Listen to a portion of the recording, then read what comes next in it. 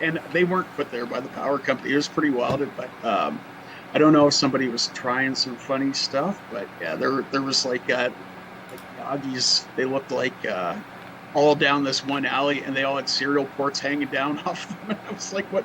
I was like, "What the fuck is this?" Yeah, that's crazy. I'd never seen anything like that. But yeah, in the end, like all our switching and everything was done through RF. We drive by and or remotely. Some of it initially it actually went to fiber optics, so they were doing switching from a control center through fiber optics, and then near the end it was actually starting to become like remote, so like guys in the field could do it.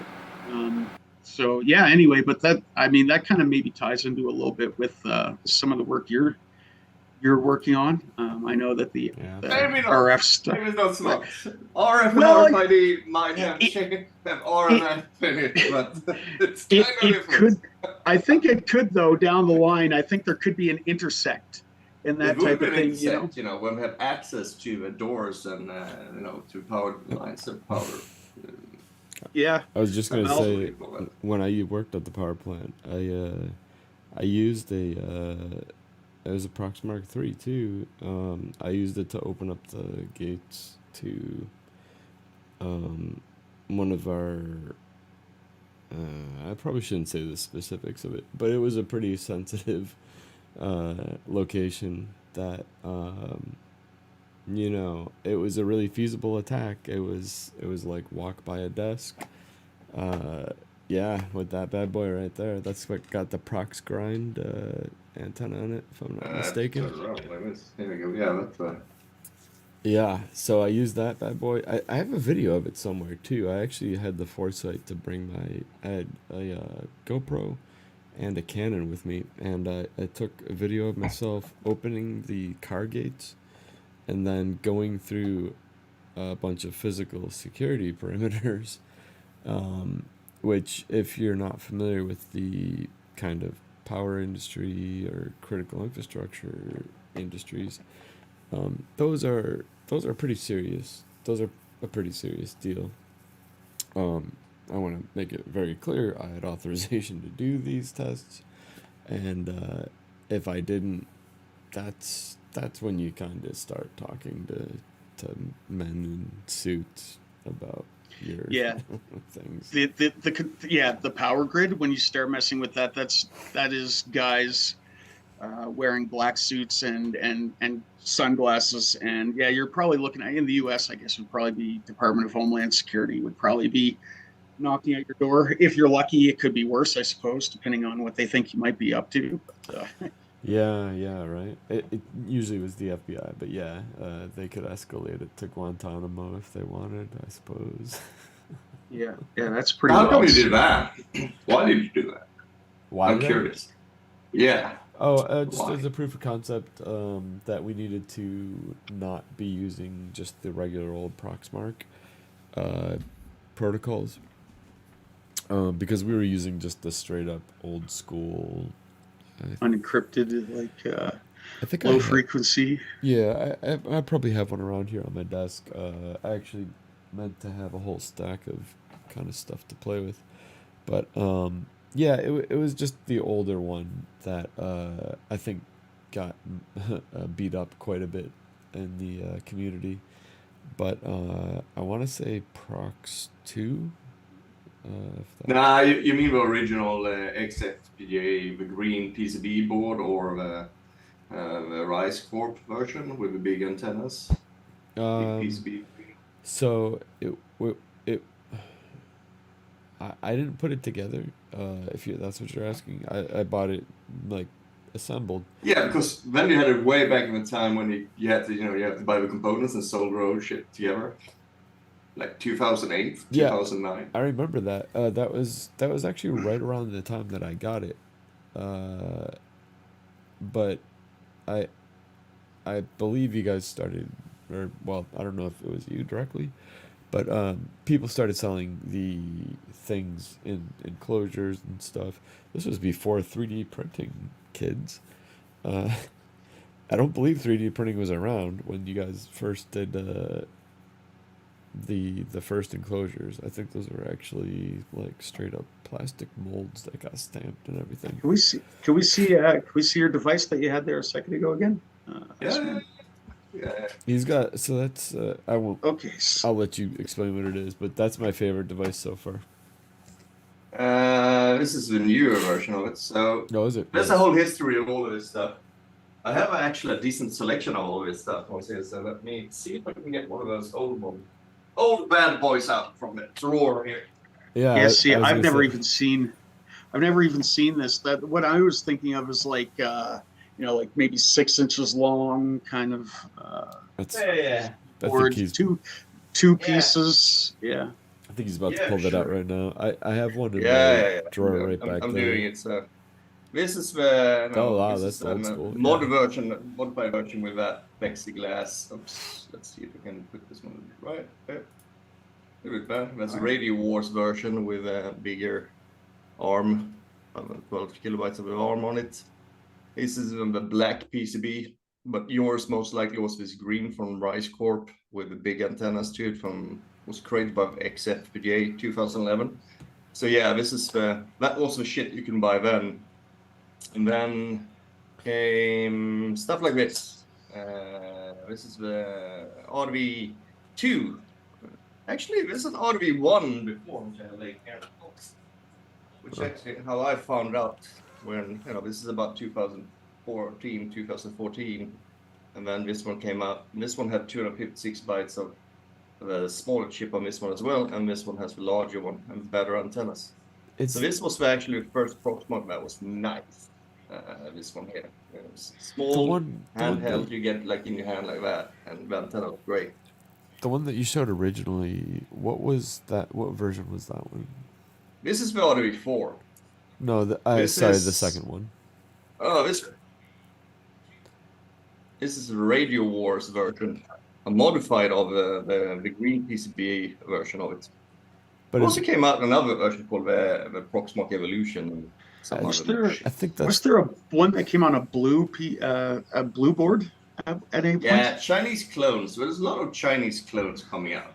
Okay. Hundreds of them. So around 2011, a lot of this. So let's just backtrack. 2006 is about when Jonathan Vestiges was doing his master's thesis in California and trying to prove that indoor like tags are crap because they are left, and it proved kind of well in news media. So he made this project for his thesis, and he's like, all right, let's open source it, both the hardware and source code. And then he opted to go and start working for other companies, and getting on with his career. Haven't seen turn back since. It took about 2 years until 2008, until some Dutch and some German researcher, Karsten Noel, started looking into the MyFair and HiTag, cracking those keys like bad boys, and we used the Proxmark with it, and then it started to take off a little bit more. But already back then, you still had to buy all the components yourself and solder it together, and you had to hand wire your antennas and tune them yourself somehow, and then make it work. The running joke has always been when I started in Proxmark was like, yeah, the Proxmark can do everything, but you have to implement it yourself. And it's kind of, it's kind of daunting because you buy this hacker tool. We're gonna have this hacker tool. I can do this stuff. And then no. Even you have to learn all layers of OSI. So I guess were you already kind of into this? Like how did you kind of fall into it then? Like what piqued your interest when you found out, the Proxmark existed, like, is that what got you in? Like, was it the intrigue of actually figuring out how to use it? Let me show you my background then. My background is my wall of shame. Oh, wow. This is, the time of age when you're supposed to get certificates for everything. So yeah, I'm a professional Microsoft developer. I've been running my own company since 2006 and doing bespoke and software development, stuff like that. But around 2010 and 2011, I got divorced, separated, and life turned black. So this is my Proxmark story. You should tell repeat. And But it's like, nothing is fun. Nothing. You just grind. You grind on the bare bone of yourself. Everything is dark, and you try just to survive. You have 2 kids and everything like that. You're like, nothing is fun. Nothing is fun. Not even computers. Computers is I always found computers the most happiest thing. It's my most exciting thing. So it was all since I was a little kid, since I was like 7, I think I hacked my first computer when I was 10 years. Did my first computer course when I was 10 years as well. I owned computers all my life. And it's like, what should I do that's fun? So like 2013, I was like, yeah, let's do something I haven't done for years. I'm gonna buy myself one of those hacker tools. You've seen these videos of DEF CON and all this, and it's like, I had this bus ticket system and transport system in Gothenburg, where I live. I live in Sweden, by the way, West Coast, yay. and we have these RFID cards. Yeah, it's my friend cards. Okay, so it's this magic beans. It's this magic moon beans. RFID technology is like what is happening. It's so intriguing by the concept. It's like you take a card, you present it, and somehow something happens, and you have no cables, no nothing, and it only works just there in the vicinity and proximity of it. And we're like, huh. And then you stop googling and see an article. It's like Proxmark, and okay, you go online on AliExpress or Amazon, and it was like $300. That's expensive for a tool that you never heard anything about. That's some serious money. Like, fuck it. It's like, so let's do it myself. It's like, I'm gonna find. I'm gonna do it. I'm gonna buy it. So I bought it. And a couple of weeks later, it comes in this little package. You're like, all right. Now what? Since you go on the forum, because that's what you find, and you find a repo, and it's like, It's like, okay, so you need something to set up, preferably on, on Linux. And I'm like, nah, I'm a Windows guy, so this MingV environment or SIGWin or whatever, this crappy environments. But it's just builds problems. So you do this and you try to install it. I tried to combine and set it all up, and I failed miserably. I go online to the forum, and forum is kind of hard back then. The forum was a hard bunch of people that you can please them so easily. It's like you're like noob, and then you are really a noob. You're nothing. It's like, have you followed the instructions? And it's like, no, because how hard could it be? You say this shit, And then I failed miserably. So for a week I tried and I failed it. It was in the spring. So I put it up on a shelf. I was like, fuck it. And I have this cat relationship with it. You have a cat sitting and it looks at you, stares at you, and reminds you that it hates you, or like, I'm a cat person. So it sits there, and you got to remind yourself, and then it's like, I paid so much money for it. I think it's like 6 months later. You know the feeling. Tell me, you have had one of those projects. Oh, yes, I know the feeling. Yes, 100%. Oh, yeah. Like 100%. There's nothing worse. So, yeah, you kind of force yourself to do it, right? And yeah, exactly. That's what I did. So it's like 6 months later. It's like, started, okay, let's do one more try before I popped it up to sell it again or something. So I'm like, let's follow the instructions. And it compiled. Oh, wow. Now I have to flash this embedded device. I've never done that. It's like, whoa, embedded. That worked. Woo, yay, comport and all that shit, And then you get into this archaic client that doesn't tell you anything. Like a prompt, it's like, okay, I know this feeling. This is from the 80s. Yeah, cool. It's like, type something, fuck you. Type something, fuck you. Like, okay. It's very hard on you. And then it's like, you have some kind of, the dark side. It was called HFMF MyFair. It never made sense. None of the commands made sense. And I cracked my first card with first key for my MyFair bus transport, with MyFair Classic off that one. I cracked the first one, and I was hooked. I was like, that's it though. That's the thing right there. That's that first reward for all your hard work is the thing that gets you hooked like drugs. I mean, yeah, because instant reward. That feeling was like, whoa, that high. It's like that. Yeah, like a like you're holding it in kind of thing, and just let it out. And then a hammer hits it like, woo! Shit.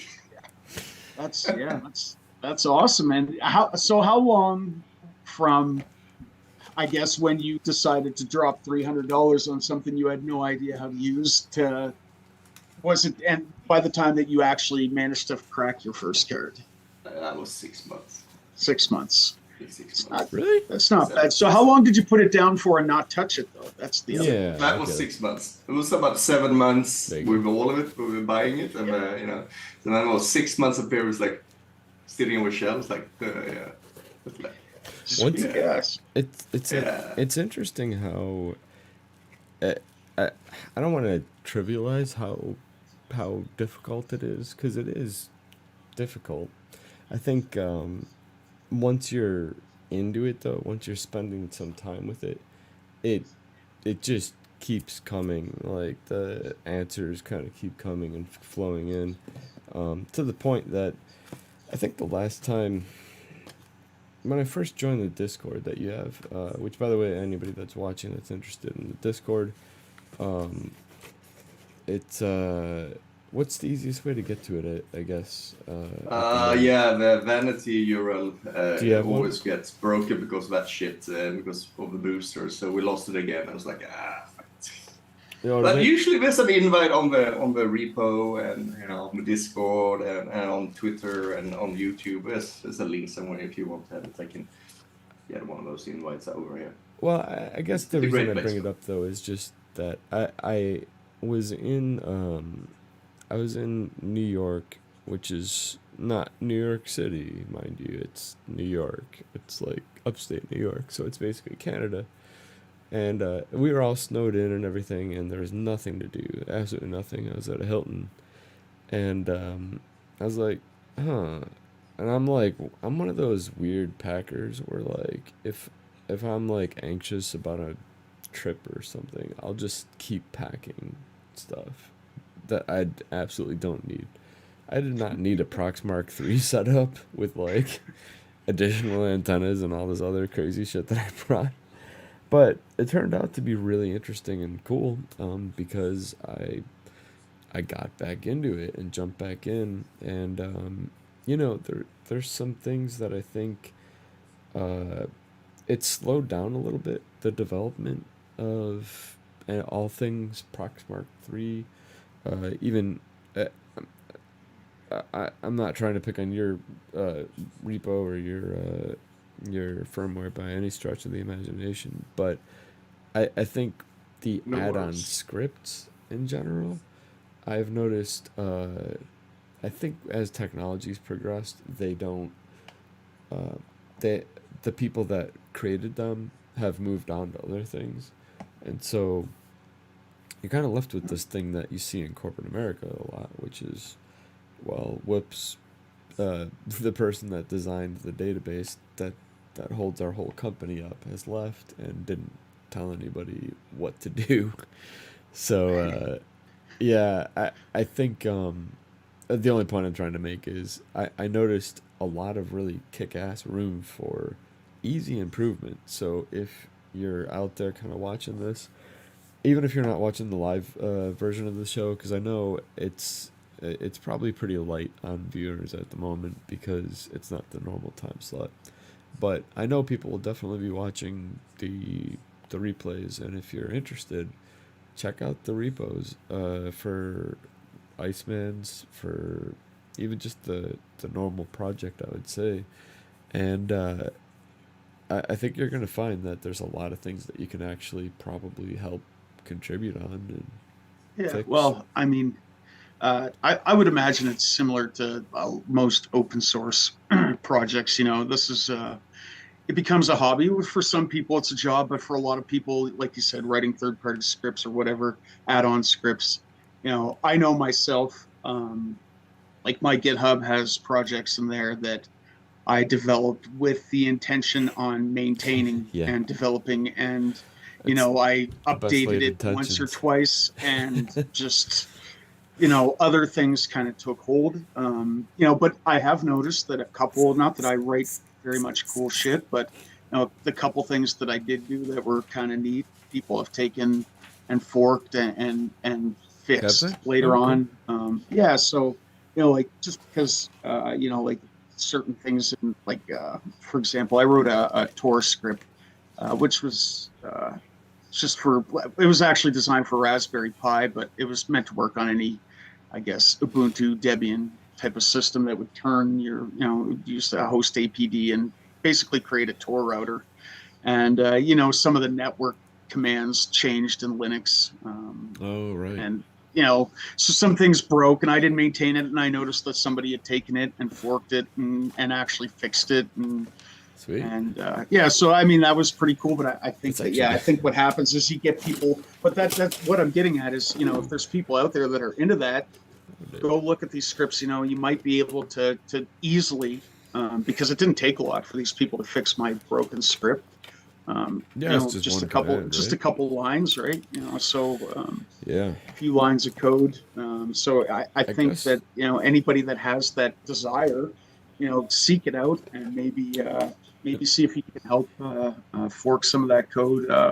Commit new code, whatever. I have Just a a thought process, because I have a people move list. on from things. I have a list of scripts that I would like fixed. Actually, no, I'm just kidding. Everybody has a wish I list guess in the open source community. it's all just a So, selfish thing for me. Like that's why I'm doing all this. I'm like, it's all just a roundabout way of me just being like, could you just please fix this one and this one? I have my pet peeve with open source. It's like it's one of the people, the fire people, or the fire souls, when they disappear, project slowly dies, and you also end up with a repo like 2-3 years old, and it's like and someone asked a question, and it's like when you realize it was yourself who asked the question, it's like Oh my it god, never got really? fixed. Yeah, it's like fuck it. But it's like you ask about this because you want it for your sake, and just like and you don't have the time to fix it for their sake. It's like, and you wish it and you want it. So it's really hard. That's contributing to open source is the greatest thing you can do, I think, because I like open source. It brings joy for everybody. It's so many people make a living out of using open source projects, but very few contribute back to them. Even if you don't, code, you can still, could make, spelling mistakes. You can fix that, or improving documentation, I make some pictures or whatever. I noticed a It's bunch all of people doable. make like that's their niche is just fixing grammar and stuff like that. And hey, if that's what, as long as it's contributing, whatever. That's not people will clown on other No, he's individuals that do that, but I don't have any issue with it. Whatever. he's right too. I mean, the amount of open source technology that gets used every day for profitable endeavors. What am I doing? Like I see it every day as a pen tester. Well, I use open source tools all the time. We write our own sometimes scripts, but for the most part, like, just an instance of Kali Linux, for example, comes equipped with all kinds of open source tools, and we don't think twice about using them and charging clients a lot of money to use them as well. And I think Hey, look with at more that. What's pop. that? The big antenna. You have to say something so you focus on. Hold on. There we go. So it's Look at that big antenna. yeah. I actually don't know where this came from. This was a gift. Interestingly enough, I have one of the best significant others ever. My boyfriend rules. But yeah, he got me the Prox grind originally, and I only just recently, like within the past couple of weeks, was able to find the bigger antennas for the low frequency and the high frequency actually too. It's got these. Yeah, I saw that on Twitter actually. I saw that when you got that. I think I've been following you for some years now. I think it's like a year ago, something like that. Really? Was it? Yeah. My sense of time is so fucked. It's so weird to hear people tell me about stuff like that. You don't know how strange it is to hear somebody be like, "Yeah, I remember when you posted that a year ago," and to you, it happened 5 years ago. It's just strange, man. Like it messes with your head. But I did notice it did better at picking up Indala on my dog and my two dogs. But it for some reason, I don't know if I gotta guess that a large portion of the contributors to the code base are Europe based, and I think it's different in the U.S. just by a smidge. And the same goes for this little evil thing, It's a the Flipper Zero, the new flipper. black. It's the Yeah, new orange. Flipper is the new orange. it is. Yeah. It's such a bizarre tool, but the reason that I like it, and I'm not gonna be able to get the screen to show up because that means pressing things on there, and I just don't want to do it. But it's an interesting tool. I wondered what you thought about it. It I wouldn't even doubt that there's a GPIO pinout to connect a Proxmark to it directly. But it I don't does. think people, when we developed it, that they cared about it. The original hackers were from the States, so that's why it was Indala and HID focused. I mean, it's not like I'm going to go down and venture with Proxmark history a little bit more, but around 2014, this is when I started contributing to it, and the community was really tight about, the level of entry to that one was really tight. I remember just to get an email or getting, to chat with someone, I had to crack and show that I had a key for that system, and in order to get his email address and in order to, be able to verify that I'm okay. It's like when secrets were dealt like that kind of hard. And they really didn't like it. So I was like, from someone, who are you? And I had this idea, because Proxmark was like, usability sucks. I've been developing for years. So I was like, this has to be easier. It has to be something.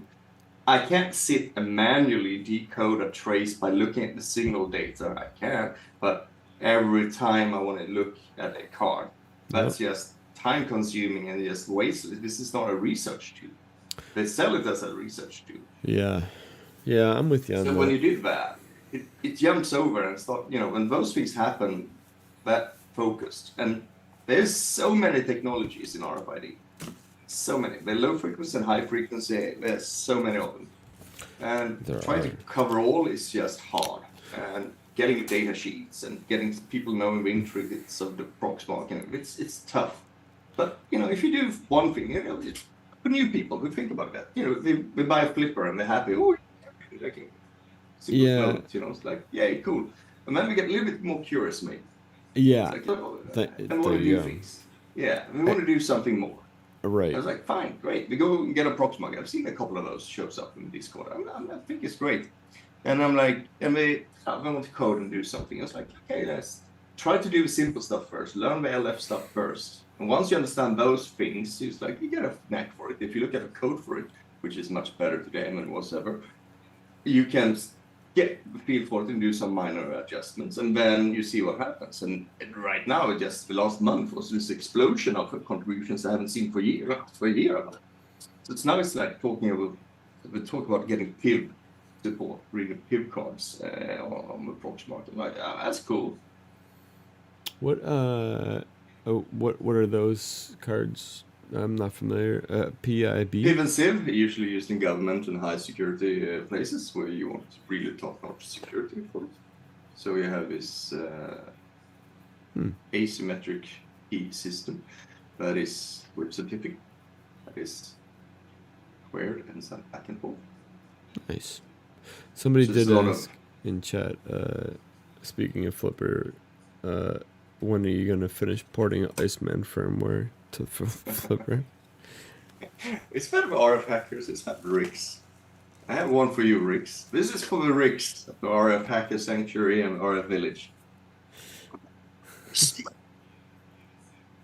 Now, the running you with. I love those.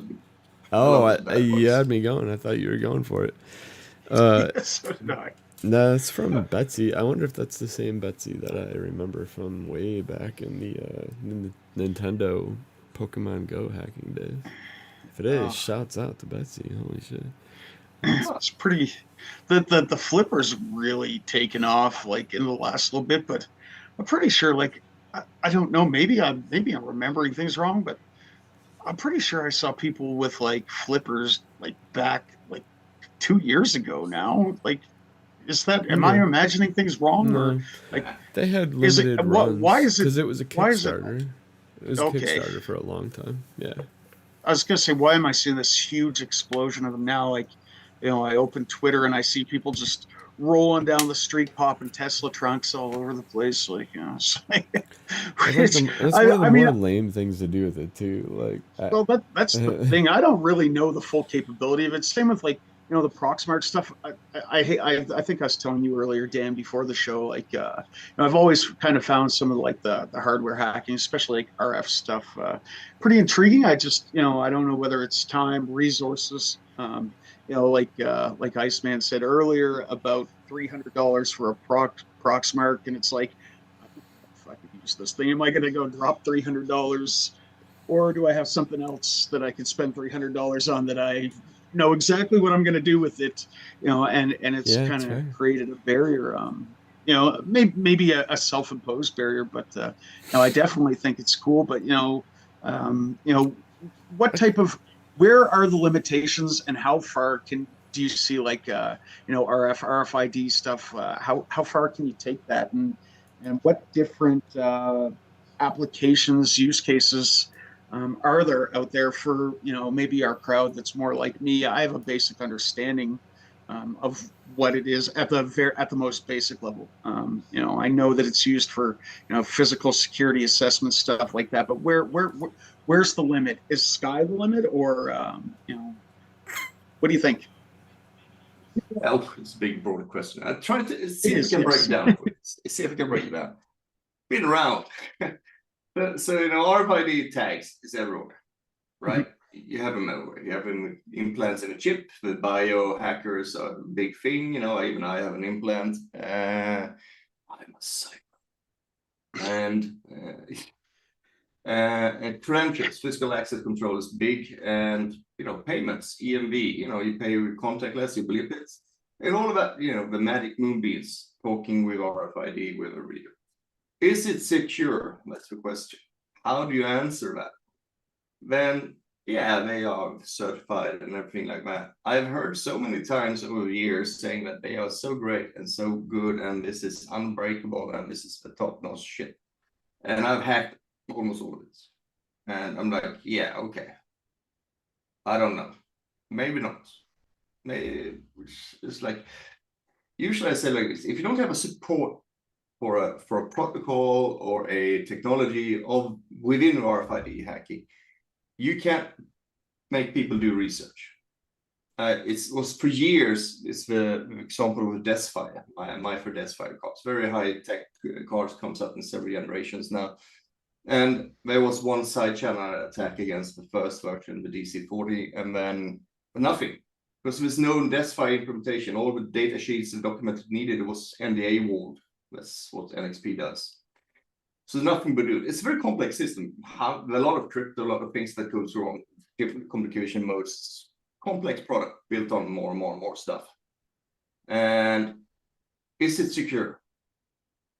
Well, there's a reasons why they increase the evolutions of this, and I doubt it's because it was secure the first one. But you have to see it's just one part of the system, like you're hacking things. RFID and the Desfire technology is here, and then you have the backends, and then you have the front ends, and then you have the communication. RFID and the points in between, you can hack and attack it as well. And then you have a generation of credential on it. It's so many layers that you want to implore this or look into. So when it comes to RFID hacking, so many layers, wide scope. It's not just putting a card on a Proxmark or put it on a flipper. What we made in the Proxmark community is made with me too as well, of course. Made the software so good, so easy to run, so it feels it's alive, but it's highly cryptographic attacks and all of that stuff. A lot of his things before in RFID hacking was crypto attacks, attacking the cryptology and see what we can do with that, figuring out passwords and all that stuff. But last year's, this came up with a tier of attacks, It's a completely new attack. That was invented by Mobius and Noella Grizzola and Philip Turven from this MyFair RFID cards from Russia. And then I heard about that one like 2.5 years ago. He mentioned it briefly that it's doable. I was like, what are you talking about? And then he demonstrated for me, because this was the time of COVID, and we started up a Discord channel, and all of a sudden we have this, weekly meetings and video chats about things. And he shows me, it's like, what the fuck? That's cool. I want to do that as well. So I started looking into it. No, it doesn't work. It's very specific. And in the end of it, was like we found so many more cards that was suspectable to it. Among one of them is this old LF HID Prox card, Prox2 card. If it's the EM4305, you can do this nice little tiny tear-off attack. We talked about it on one of the hardware. I think we talked about that one. We also figured out, then we went to this newer version from MyFair, it's MyFair RFID EV1. And they have the counters on them, and they're supposed to be monotonic, always increasing, and you could do this very secure. And it's like, even he worked for NXP for a while and did some implementation of a Desfire, Philip. It was great. I was like, I don't get it. I have a Proxmark is saying the wrong values, which has happened more than once in my life, or this counter is actually not stable. And it's like, no, it must be wrong. And I'm like, yeah, I've checked it several times now. I can get this to happen. What?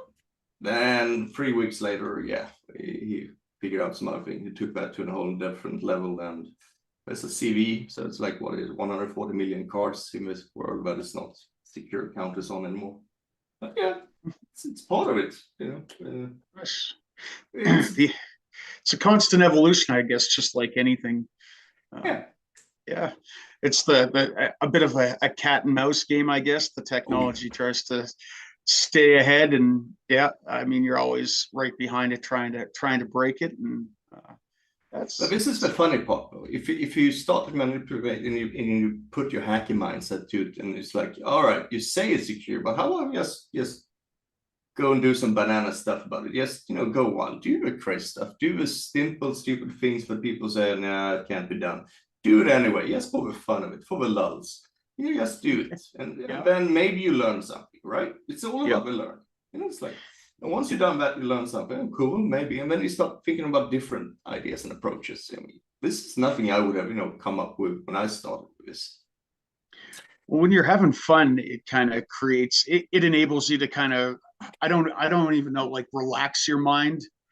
When you start having fun with things, your mind starts to notice things in a different way that it didn't before. Like, I mean, you could hand me a Proxmark and I wouldn't know what to do with it today, just like you didn't, several years ago. And from there, but like you said, you figured it out. So I mean, that's super cool. So I guess my next question is, so for somebody like me that is interested, maybe I will go drop $300 at a Proxmark. You don't have to. I'm going to interrupt you already there. Don't. Do you know why? Because, there's this other the previous generations called RDV3, the Proxmark Easy. It costs you about 40, 50 bucks, or up to 90, depends who you buy it from. You buy it from Hacker Warehouse, you buy it from Dangerous Things. They are good suppliers, so you get the good shit from them. It's a good copy. It's not the whatever kind of crap you buy on AliExpress, and that's ridiculous more cheaper, and you get entry into it. If you don't want to spend, what is it, $180, or what is it, $140 for Flipper Zero, also gives you this interest, and you can do where I'm at, they're $280 in our currency. So are you fucking kidding me? Yeah. Oh, man, what happened? I think it was like $110. Well, that's probably, I'm not in America, so that could be the exchange rate. So yeah, fucking exchange rate gets you every time. If you can sit on your hands long enough and wait for things, you kind of wait for the dollar to start to try and reach a little bit of parity, but it doesn't always work. You could be waiting a long time, but I mean, where's a good place? I know you have some videos. I think Hacker Warehouse probably, I think they have some videos on like Proxmark and stuff. Where's is there any good reading material, good books, manuals, Oh like yeah, stuff it's that maybe you can yeah. I hear recommend? you. I'm sorry to interrupt you there. Yeah, yeah. No, Yeah, I hear you. Yeah, it's fucking awesome. It's the repo's kind of good. You have a lot of notes and documentation about findings, about how things are. They're also in this wiki part, so you have some manual guides there, so you go through some basic stuff. But normally, the easiest way to get started is if you figure out what card technology you have. So if you have MyFair Classic, so you go like, you search for blog posts like MyFair Classic hacking RFID, and your first top 10 lists is a word for word description, step by step how to do it. However, it always comes down to autobahn today, HFMF autobahn. That's how we do it today. nice. But it's simple to get there.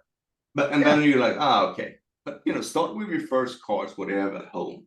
Look at it. Yeah. Look at it with your flipper, whatever. If you're more interested, you go for the next step. Flipper has a lot of things, but it's also severely limited in what is implemented today. Maybe you have another reader. Maybe you have a PN533 laying around, or 532 laying around, or like this, one of those babies, dual cards, contact card and smart card. Next thing you know, you're hooked and you're buying all the hardware for all the different. Apparently, all the hackers does that on DEFCON, don't they? What was shopping spray? What was that last one that you had? Yeah. That you had This is Identity Cloud 4700. It goes a little bit dusty. Put in a smart card there. It's very good on that one. Good chip reader as well. So yeah. Oh, okay. You can do the normal libNFC stuff with that one. So that's the other part. So you have libNFC and you have a Proxmark. So when you want to do things. I think there's a decent amount of people that are, at least I'm recognizing a few in chat that are familiar enough with Proxmark that I think we could probably ask a few technical questions, but I do want to kind of be respectful of your time too. I know we started out super late, and I don't know how much more time you have to keep talking about this. We could always do a part 2. I know No Self as well. It's we can go briefly talking. I have no problem. I have nothing to do now. It's yeah, 7:30 now, so I'll wait. Well, so I guess yeah. By the way, my mic was off earlier. I was like having a discussion with you guys, but not really. It's pretty funny. Yeah.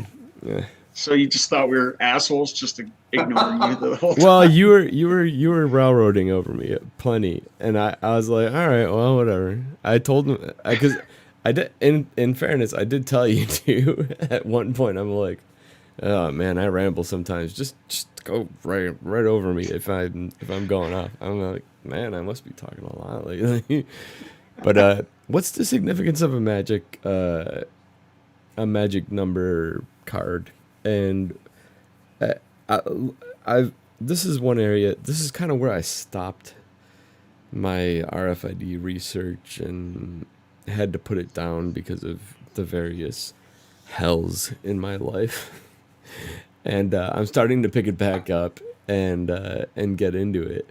And I know I definitely have the gear that I need, and I know generally I think what the idea of it is, but was it really that hard of a thing to get for a long time? Because for a while it was known as, I think, the Chinese card, and like there were all sorts of really crazy things that like you could not get a hold of this damn card.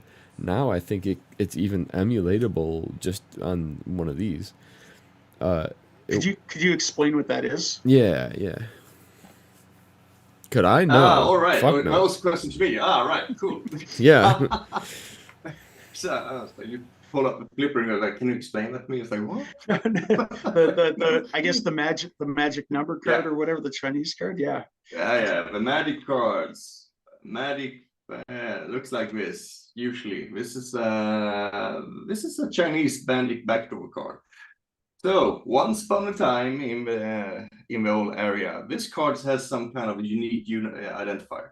On iClass Pico Pass, it's card serial number, or on MyFair cards, it's called unique ID. It's supposed to be a globally unique identifier. So it should be only one in the whole world. It's usually fusible, set in the factories on the chip, on the IC itself. And yeah, that's what was you had. And you implemented proprietary, or whatever, crypto algorithms and keys onto it. And yeah, I'm not native English, so sorry about that. And yeah, and it's supposed to be a one way of knowing that this card is kind of, which card this is, it comes from batch or whatever. However, since it's that, it's also very easy to use when you generate keys, or it's kind of safety. So you register in your system in the backend, you want to register a credential. Well, you don't like, a simple one. You just save the UID because that's unique and it cannot be changed. So it's like, oh, yeah, it's cool. That's a simple system. So all of a sudden it became an interest for people like you, for red teamers and pen testers, to do, well, how about if I can emulate a UID? And then, that was the Proxmark first purpose. But when it comes to the smart cards, the HF card is like, okay, with memory on it. So this is an HF card is usually a memory card. You can see it like that, with some access rights to it. And you go like, oh, these UID cards, I need to be able to change that. So this block on MyFair has this block 0 on sector 0. It has 16 sectors with normal card for 1K. Like this one is a 1K card.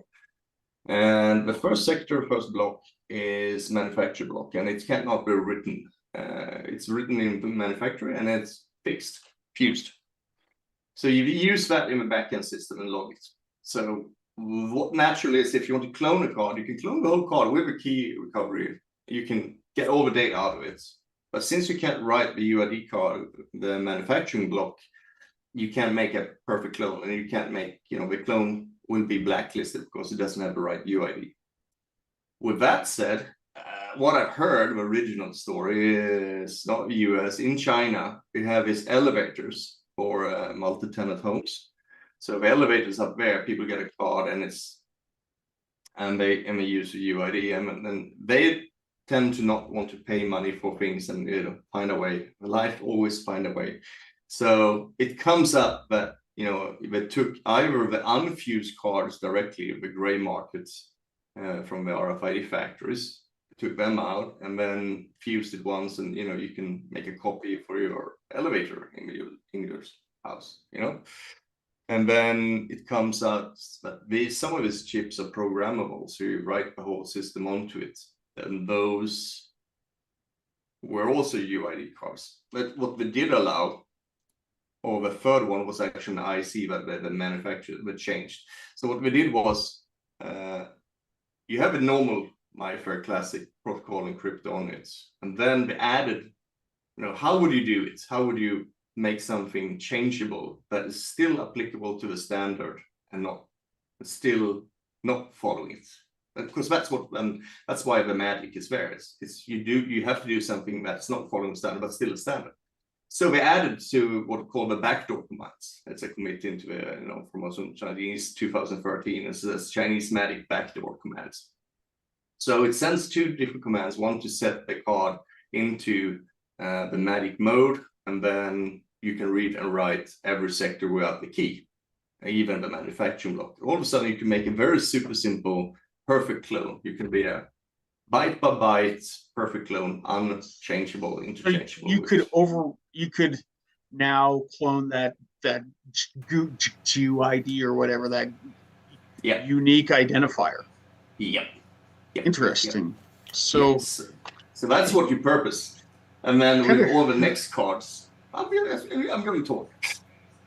And with the next cards, like the I-Class and PicoPass in your countries, in the Americas, it's the same thing with the card serial number. But why there's none PicoPass magic cards is because the serial number is not used in the backends anyway. The serial number is more used for the crypto instead. But you don't need that, so you can actually just clone the credentials without that. The key is the access key is the only thing that's important onto it. But yes, so that's what it is. So this is what you said before about a cat and mouse game. So all of a sudden you can change the UID and the elevator systems and other companies like, okay, we have to block that, and we have to, so we block that command, and then we add something how to do it again. So this is what we have several generations of magic cards. If you go to a Chinese store with Taobao and AliExpress, you get these acronyms: UID cards, FUID cards, CUID cards, UFUID card, HUID cards, GUID cards, and it's just a mess. It's a nightmare. I try to make a document, and some other people there in the community, and we made this magic node, we call that, it's on the repo, and it's a documentation of all known magic cards that's out there, and the different properties of them, because they're not the same. None of them are. They're always act the same. It might be the same generation, a category of things, but they have a little twist. It's a fucking nightmare to handle and maintain, because they don't give a fuck about standards. I was like, yeah. So that's the magic UID. What's a pain in the ass to maintain though? The proliferation of new versions? Yeah. Oh, okay, I see. We have different commands, and now it's generation 4. It supports both MyFair Classic and MyFair Ultralights, and you porting 43A and porting 43B cards. So it's just mixed card technology, different types of cards onto it.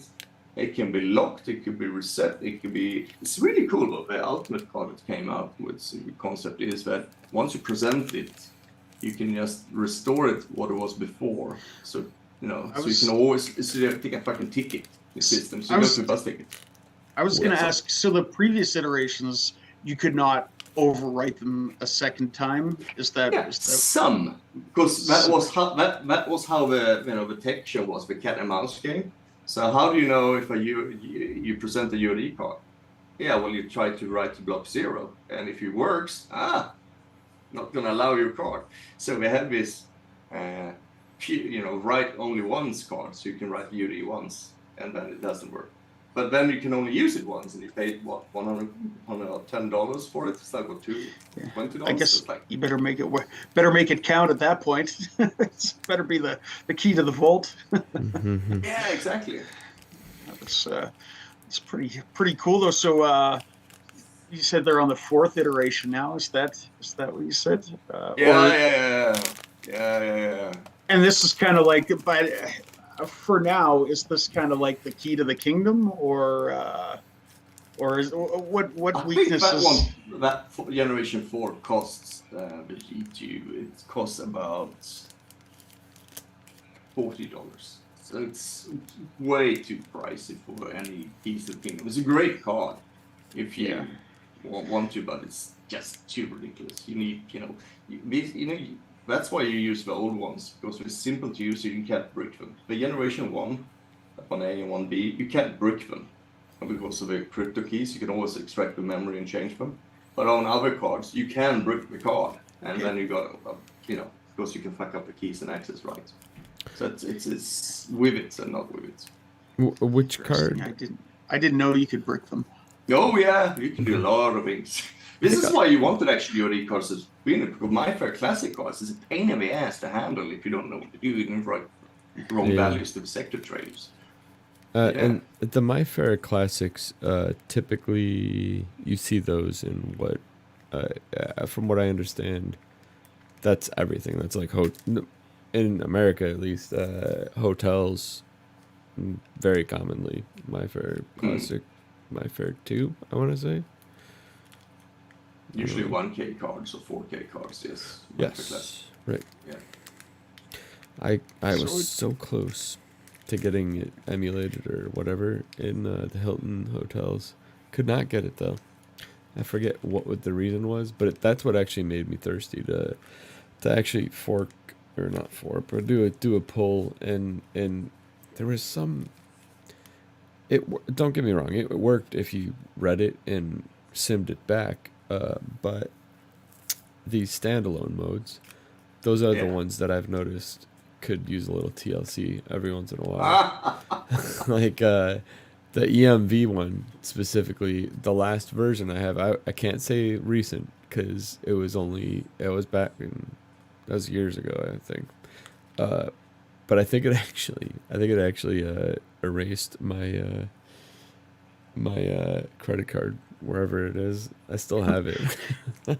It's a warning saying if you run this attack against your credit card, you will take the counter. It's a transaction counter, and I think it goes to 1,000. Oh, does it when you actually say present that?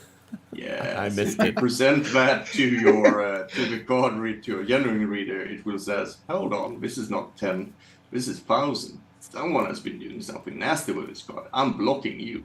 Oh, interesting. If you present it twice, if you're lucky, it will reset it for you. Well, Or you have to call your bank. right, yeah. Well, that's what I ended up doing. Yeah. I guess Well, you should have read the It's a thing. documentation. You know, if you don't know what you're doing, you can mess things up. That's the bad thing with Proxmark, because you can do a lot of things with it nowadays, and you can fuck up things. So yeah. So it's still like that then to this day. The EMV standalone mode still Most writes likely. it to 2000. Did you say? I think the counter goes up. It asks queries 1,000 or 2,000 numbers. Yeah. So standalone mode, that's where it attempts to clone the card. No. Let me. Okay, yes. Standalone mode. Standalone mode. You know, the Proxmark is always meant to be hooked up with a cable and powered that, and you sit on desktop. But that's not the cool guys. The cool guys are the pentesters and red teamers in the field who goes and try to sneak out behind someone, pawning it, pawing it, and then try to read the credential and then simulate it and go into a door, or write it to a copy. And doing that, you need to have a battery, and then you need to have a Proxmark working in a standalone mode that it does an operation. All that modes was a desolated desert with different ones all over the internet, and nothing came up majorly. I unified all of that. That's one of the things with this Proxmark repo, the ICEMAN repo. I unified all of those, so so you have the biggest collection of them. And it's also up to date and work with the latest source of the Proxmark code, because otherwise it works with that version that was back then. And those modes, everybody wants this. This is why Flipper Zero, excels, because it does this without having. You don't have to flash the device and have to things, because the Flipper has that built in. It's the same thing with the Chameleon Tiny or whatever you call it. Yeah, it's a great one for simulation. But with the Proxmark is that you need to know in advance what kind of mode you want to have. Is like 20 of them now in the repo that you can select between. LF versions, HF versions, and they do all different stuff. The documentation for them, people, as like you said in the beginning of the show, that people maintaining it, they're just long gone. They're off. If you're lucky, you can see Bishop Fox blog post about something from 2013 with Brad, and explaining how his LF HID Prox brute works. The brute was that. Still it's funny that you mentioned him, because I actually remember reading, I think, something from Bishop Fox. Yeah, we did some cool stuff. There was RFID Tastic as well, That's the next thing is also interesting now in pen tests is the weaponization of readers, a weaponized reader. It's a cool word, but basically you take a normal genuine reader and you put you read the vegan data out of it, and you can extract the PAX data, the PAX payload from it. Usually use an ESP key for it. You hook it on the back barrel, and you have some batteries on it, and then you put it in a backpack, and then you go out and sniff credentials. So you're an awesome pen tester. I gotta admit, I didn't really follow much of what you just said.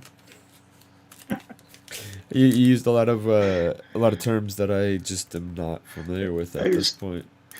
It sounds like he's kind of like a war driving almost for like. Yeah, it's war driving, but for cards. Yeah, for Prox. Yeah. So you take the Prox, you take one of those big motherfucking readers. Oh, okay. I see what you're saying. And then you put this little chippy here on that is a ESP32. You can't hardly see, but that's an ESP32 ESP key. Okay. You tuck that in your pants, or tuck this one in the pants? Put it in my backpack? Yeah, in the backpack, yeah. It's like Captain America's shield. Yeah, I have Well, one of those I've laying never got around to here. do. I don't have haven't the done any shield. physical pen testing, but I mean, it looks pretty interesting. So I could see that being pretty cool. I've done a little bit of war driving for fun before, but you know, it's crazy because you know, I remember even just a few years ago, they were warning about you know, these types of attacks on the news, and then you kind of stopped hearing about it. Now they're warning you about, you know, at the airport and this and that, and you don't hear a lot about it. But I guess people are still doing it, like you said, for physical pen tests, intrusions, red teams, and stuff like that. So obviously, it's working. Still Yeah, working. for sure. Yeah, it's a thing. You know, it's just, you know, you have a bulge cloner and you have the RFID plastic.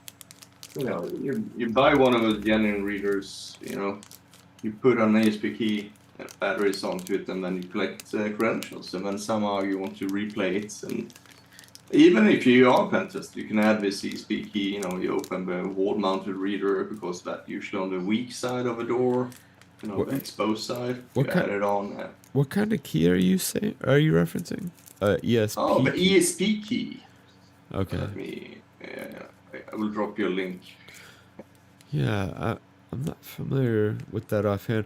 And by the way, just I usually have to clarify this with people in chat, but I actually don't red team. Um, I literally I've never red teamed professionally. I red team a lot, in a hobby kind of way. But that's just for hobbies. Hobby red team. Disrupted. Hobby Go red red team. team. Everything is allowed. Dimey was asking in chat, echoes of the console mod chip scene. Yeah, fair enough. And then Betsy said, Iceman, what is your favorite PRNG? Or I know that stands for something ring something. Yeah. I forget what I did a talk at Laura Packers at DEF CON this year where we talked about the I-Class PRNG for the Elite cards. So yeah. Oh, yeah. Okay, I think I know what that is. But Yeah, maybe I if should you know just what leave an it there. I-Class if you know what an I-Class is, yes. You want to see a demo? Yeah, I can do that. Yeah, I totally. haven't done a demo at Yeah. all here, so you want to see a demo or something like Love, that. Oh, yeah. love to see that. I'm actually gonna make Yeah. your screen bigger for a little bit. I can zoom in a little bit like that. Let's see. Let's see if we can make. See cam. Let's go with this. Not very much lights over there, but Oh, yeah, yeah. it works. Let's see. So this little baby here is Red Team's Alliance training module. Best thing with that one is That's that kinda it cool. does. It is kind of cool because it does read credentials. Let's see if I have a credential layer on it that works with. Let's see. Do you have? Yes. So Alright, this cool. is like a mock device then that I have to like this. So you see the output there. You put a card and you know. I'll read that card of course. So let's do another one. Let's do. Oh, it's all empty. They're all empty. Wrong cards. Wrong set of cards. Yes. So this is actually a weaponized reader. This is one of those mullion readers with an ESP key underneath it, and that is then hooked up to a display an Arduino inside of there and presents the card number and everything like that. When it comes to I-Class legacy cards, EcoPass, the key for that one was sold and and shared and known secret for years about that. That's how we copy things. Is that the original Prox? Sorry to do the tangent, but Anya, but that's the original Proxmark HID, the OG, I guess you could call it. That everybody was kind of showing off originally. Would it's safe to say, or no? I'm not following it right now. What do you mean? Okay. What do you mean with? Well, I just remember there was a period of time where a Proxmark card, the old school ones that were really big, and you know they had the serial numbers on them, and there's still development done to this day, but they were kind of like the first. Yeah, maybe. I'm guessing it is. So is that the one that you're talking about that got leaked? No. That was Oh, LF Prox cards, the Prox 2 cards. You know, they were just LF, so that was a simple passport on that one. So that's not very special. But huh. the HF ones instead of the big plus. Let's see. Gosh, last one. Yeah, let's do it again. I have so many cards here, you won't believe. This one. Oh, okay. All of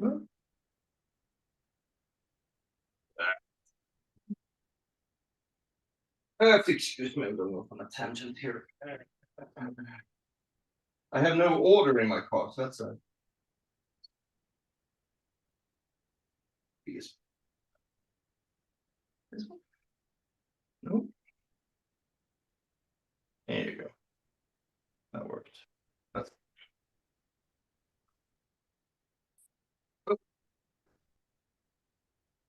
so like a genuine one. Oh, not implanted this one. Do this. See if we can restart it. See if it becomes a little bit better.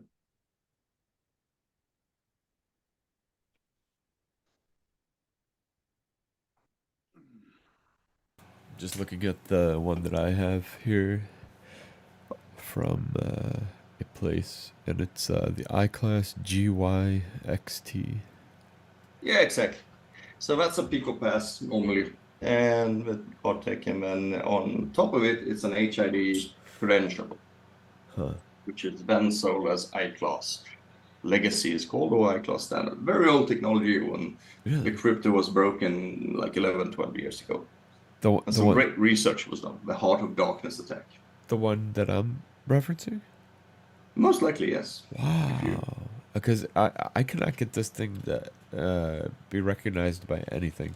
I've tried for years and years, and I can't get it. This is another secret with the Proxmark, is that you sometimes needs to offset things on the corner and stuff. So if you have a tag with iClass, you need to offset it from antenna bits, and usually when it comes to MyFair, you would like to have some distance, like 1 centimeter, 1.5 centimeter distance, like that. And sometimes you have to offset it like that. So it's the tricks of a trade that you need to do. That's with super RFID4, you get a little thing you can do like this instead, and you get some offset with it like that. And do you find like the lower number value is the best way to do it? I'm assuming, instead of the higher output. I would just offset the tag on top of the Proxmark until I get a good read, if I know it's technology. Interesting. It comes down. It's about finding the placements of the field. Usually an RFID system is built for a specific purpose and a specific card technology, and the tune of antenna according to the properties of that system. So the Proxmark is supposed to read everything, which means it's a nightmare in trying to do things. So that's why finding an antenna that works with everything or getting the right distance, it mixes all up. It's a little bit confusing. No, it makes perfect sense actually, at least to me, because I have wondered why I get different raw reads based on proximity, and that makes perfect sense. Yeah. Although when it comes to LF, it's about screening as well, so you can, yeah. Good point. And so I've seen a lot of these buttons being used, especially lately. Are they just because they're cheaper and more dispensable if you kind of screw them up, or is there a different reason that people tend to gravitate towards those? I don't know. I think just people, they use key fobs or cards form factors, interspensely, you know, I mean, what works. This fits on, you know, some fits on a lanyard, some fits on a key ring. It's well, wear and tear. Nice. It's an old plastic together. I mean, I've seen now cards with made in tree, in bamboo, and all that stuff. You get these RFID tags in all in all shapes, you know, antenna and from everything. So it's very different. But anyway, what I want to show you was this. This is an I-Class Elite credential, which you can't read because the reader doesn't have the keys to it. I know it's an I-Class Elite because when I put it on a Proxmark, like that, and do this, and let's see if I see this. Let's do this. See. All right, that's not how we do it. Let's do it again. Have you ever successfully gotten this to run smoothly on Windows, by the way, while you're loading this up? So I know what doesn't work. Oh, just in general, like I can't get the basics on Windows 11. I think it's just Windows 11. Honestly, it's so. No, trash. I use Windows 10 still, so I'm. I think you're a smart man for doing that, because if I haven't used Windows in literally a decade. I built a gaming rig, for lack of a better term, and it's just I bought Windows 11 because it was the latest thing, but I didn't realize that it was right bleeding edge, or else I probably would never have done it. So you can always downgrade things. Yeah, you just ran auto, by the way, just to make sure we're on the same page. No. I took I-Class info, but you could do a HF search. If you want to do that, this takes a long time. Since I know the card technology, I don't have to go do this. I see. So it says the same thing, but I want to see it more. It's just to verify that it's an I-Class technology. If you go to the subsystem, a search will identify it automatically, though. Is that what you're saying? Yeah. For sure. And the search will, and then auto is an even more badass tool. Even though it takes a long time, but it goes through LF and HF, if I'm not mistaken, right? Yeah. So you have auto here, but that's just it's script kiddie stuff. For the lols, you know. That's like the auto hack button, is it? Like it's auto pwn, right? From interpreter or whatever. Auto detection is like that. So normally you would go for LF or HF instead of this. It's a little lame, I can admit it, but it's helpful to noobs like me. Well, yeah. I mean, just, if you want to see it works, you know. Yeah. Kind of get the blood flowing. Yeah. Anyway, if you go for a Proxmark system, so if you see a command, if you just type help, you will see the commands available. So you have command structures like categories or commands. So if you see a help text with this, it means that this is a subcategory. But if it's out without those, you see this is a direct command. So auto, clear, quick text, it's commands that you run. And this is subcommands. So you want to go for HF. If you go to HF, you see a whole other long list of high frequency technology that we support. And if you see I-Class, you see that this is a subclass of commands again. And here's the other ones. So if you go into that one, you see what you can do for I-Class. And here you see it's almost just commands. And with that, you can go up arrow and down arrow to repeat your previous command.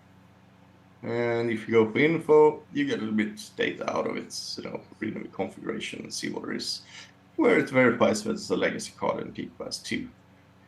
If you go back to I-Class and you go, I want to know if I can read this one. So normally you go for dump. But the thing is, when it comes to I-Class, you need to know keys. And if you have something here called manage keys, if you go for I-Class, manage, I can tab to autocomplete it. I can see the help text for it. So I do this to get help text, or Sometimes I can only do it like this. And if I go for print, I can see some available keys, but it's no. If you look at the system's keys here, you see that this looks like a very generic keys, and that is a default key that's set up, or something like that. Do you know it's default just from looking at it, basically, at this point? Well, if you look at the numbers, if you follow the numbers there, I zoom in for you a little bit more. If you look at those numbers, there we go. Yeah. 7, 6, yeah. So you see that's it. And same thing here. So these ones are PicoPass default keys, by the way. But this one here is the leaked iClass legacy credential standard key. So if you use this one here, the thing is to remember is the key index. Right now it's on key index 0. So if I wanted to dump iClass credential, I would go for dump. I would just look at the help text. And I can either enter a key or I can use the key index, which is at key index 0. And it would try that key. And it will say it failed to communicate because the authentication failed. You can't solve it. And this is the whole thing with the talk with that I had on together with 0xFF on RF Hackers Sanctuary or RF Village in DEF CON this year, was that the elite key is different. And the algo for generating all the elite keys has been unknown for years, but about 5 years ago, we figured that shit out. So you can actually calculate all, that's what Betts was saying, that PRNG. It's a PRNG that generates a long string of bytes. And HID actually has cut 6 bytes out of that one and adds 1 byte, takes 1 byte, so it's like 1 byte sections out of that long string and assign that, and that's the secret keys. Now, if you have generated those keys, like in a dictionary, you can now do a very simple way of recovering these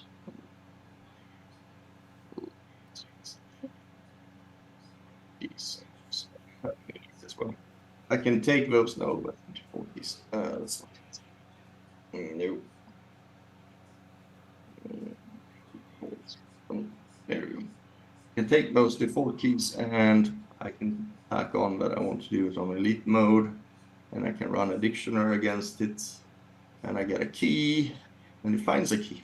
Good, I have a key now for this unknown tag that I couldn't be able to do before. And it also says it added it to the key slot free. Remember I showed you the key slots before?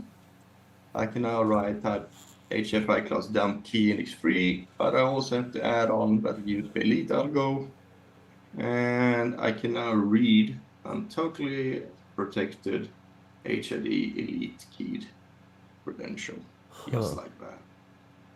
Nice. That is solid. I like that. That is solid. So what you see here is then the encrypted PAX date. If I then go to iClass decode decrypt file, and I will do this. Oops. This. I'm gonna play along at home because It will decode and say which is the facility code and card number on this one as well. And here's the decrypted data there on that one as well. What are the significances of the those two codes? The significance, this is the PAX credential payload. This is what registered inside and the backend on the control panel for the access system, access for the readers. Okay. Like I'm showing, if I go on this and show this reader here, this reader is connected to a backbone somewhere to a control panel that has all the access, and that's connected somewhere else where people can save with the registered credentials and say this belongs to it, and it belongs to this facility 17, and I have card serial number of 813.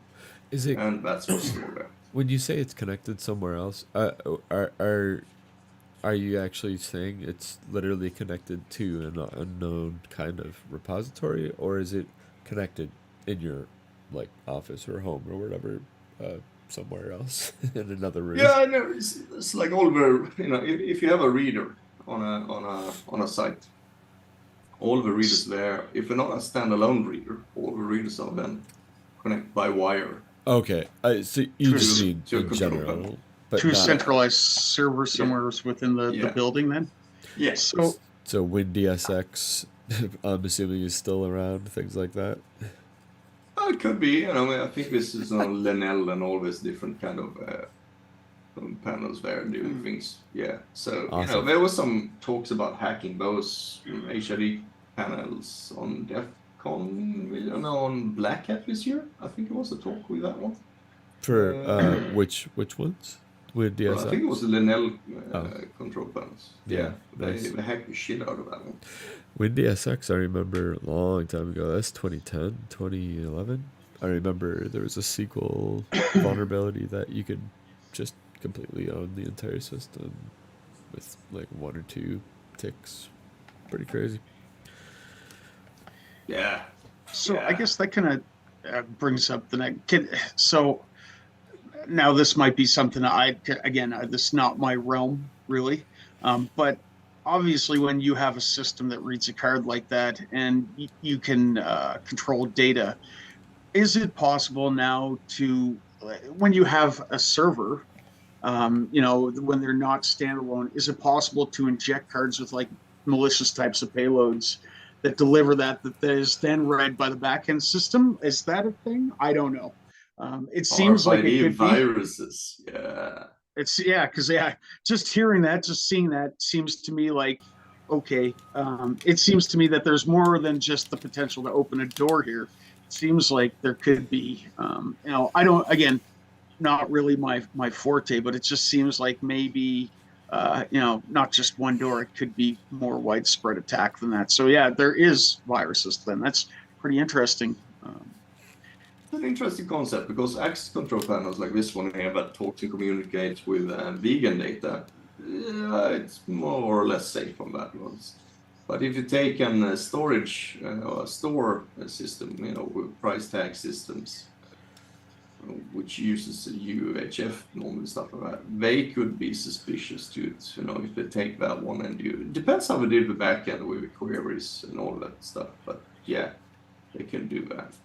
Yeah, I was thinking, EMVs, security systems as well, monitoring systems for certain types of places, gaining access to, whether it's security cameras or other stuff through, yeah. potentially positioning yourself in the network, especially, I'm not sure I would imagine a lot of places, obviously their security systems are probably not connected to their corporate network in the, where they're moving data, but that's not, it definitely does happen because I've seen that happen, but I would imagine most security aware companies are probably not connecting their security panels, that like a board, like a industrial control system type of security, fire, all that type of thing. I don't know, not really my realm, but I just see a lot of possibilities for something like that. It's pretty cool stuff. So going back though, so when you first loaded that key in Proxmark, and I noticed you had a dictionary. Was that a dictionary? Did you brute force that? Is that what happened there? Is that where you get that key from? We figure out the algorithm to generate all the keys, and then I generate all the keys that I needed, and then I save that as a dictionary file. That's a subset of it. It's 16 million keys generated. Wow. However, HID doesn't have 16 million customers with elite keys. Nice. That's smart. So, yeah, okay. I just doing some logical math in my head on how you would arrive to a cut down numbers list without maybe going into detail to implicate things. How I would do that? Well, in order to verify that you figure out the generation of a long line of bytes, you would need to know a certain subset of those bytes beforehand. Since we have a low class attack, you can easily recover an elite class key from a elite class reader. So you can just extract once you have that key, you can find it. You can realize that in this region, these keys would be of interest because this is a used key. This is a live key. And from there you can draw your own conclusions. And if you have a large subset of keys, then you can limit that one down even more. Yeah, I thought you were going to go for it and be like, well, when the entire company gets dumped and we can see their list of customers, and that makes it really easy. I'm sure that never happens. No, not you. Never hack those. I would never implicate you specific. No, you've seen our warning at the top of the show, right? It's all once the information's out there. Once the information's out there and it's public domain, then it's just up for grabs, right? Hey, I may or may not have been officially advised that in some capacity. The superficial person we're talking about now, aren't we? It's just characters that we play. Yeah, it's all fake, and none of it's real. Right. No, I know nothing about Proxmarks. I mean, I've been faking it my whole day. You've been holding up a toaster the whole time. I mean, I thought it was pretty awesome, and I can't wait to test it out. Man, let's check chat real quick. I think we covered a lot of really cool stuff. Do you have anything? I know. I think I maybe put you. You want to see what I'm doing right now? Yeah. I was gonna. Yeah. That's my long way to ask. What I did last night when I've been sleeping 4 hours this night because I got stuck in a problem and we got some progress in it and I was like, fuck it. Progress is the worst. Fuck it. I want to go madness. Fuck it. That progress sucks, doesn't it? Yeah. It does. Yeah, we were just talking about this the last episode we did too about the lost nights of sleep when something gets too intriguing that you just can't let go because you'll never come back to it with the same mind state. And once you go to sleep, you got to reboot your brain again to get back on task. Yeah. So this is the French system. Yeah, okay. So there's a French system. Let's see. What's the reason for all the French contributions? Just out of curiosity, is it just that Europe? So Europe hackers are great, man. European clique of hackers is completely different from American ones. Yeah, European ones is really top notch. Do you think it's the laws? Do you think it's the laws, or do you think it's ambition, or both? I don't know. I think there's been a real chilling effect on our young hackers and our hacking communities from all the laws. I can't tell because I live in Sweden and it's just different. I do think the laws in North America are so strict that it does prevent people from exploring their intrigue, if you will. That we talked about last episode, Dan, about the hacker mindset being that of curiosity, and I think they do stifle curiosity by punishing people that don't have malicious intent necessarily. And I think that they've thrown the book and made examples out of people in a way that has scared people off that would probably be good allies to have in the security realm. And now they're enemies. And now they're ransoming everybody and stealing everything from Swift. But yeah, I've noticed that too. You see it a lot in other countries where, not just Europe, but in the Middle East as well, where you have a lot of highly skilled hackers there that probably just don't fear the repercussions in the same way. They probably don't target their own governments I would imagine the repercussions would be much more severe, but I think they're almost encouraged. Do you know what I mean? But I just think that over here, it's vilified. In North America, we vilify hackers. My Instagram, for example, not to get too off topic, but it's mostly stuff that's mountain biking related. I don't really do any security stuff, but in my bio at one point, I had the word hacker in there. And a couple people in the mountain biking community had their Instagram accounts hacked by scammers Yep, you're by to clicking on links. you're Well, to guess who blame, they accused of hacking their Instagram? I'm like, I have no desire. First of all, dude. I Yeah, don't feel like doing 10 years in prison for your Instagram account. Like, I don't know what makes you think I would be motivated to do that. Secondly, we have mutual friends. Like, we exist in the same local community. Like, why would I commit a crime like that? And I think that I think that we've created this stigma in North America around hacking culture, where it is not really about the curiosity, where it's about guys in hoodies, you know, causing shit. yeah. You know, It whatever sucks. reason. Reading faces with a Flipper Zero as well, 50,000 devices sold in the US. Just Oh, people it's just gonna Everybody be hack. popping. once the local news affiliates around America start doing these stories on these, it's gonna be madness, complete madness. It's going to be bad. The society's going to flip back, Yeah, they can't. I do heard it. this. I was at B-sides Copenhagen in October, and one of the guys goes like, "Oh, my Flipper was damn awesome, And so I downloaded that fork that enables all the SDR, and forbidden frequencies, I was like, great, and I started hacking on, my audio and my car, my audio Audi, and it's like, yeah, a key recovery firmware. Yeah, and then I broke my key module. So I had to send that back to the manufacturer and get a new one. And that was 60,000 kroner, so that's $6,000. Did you say you did or the other No, guy not did me. The telling the guy was story? there. Dude. Yeah. Yeah, he was So- telling the story and just did it. It's like, and I'm like, So- yeah, wait Yeah. for it. It's like, I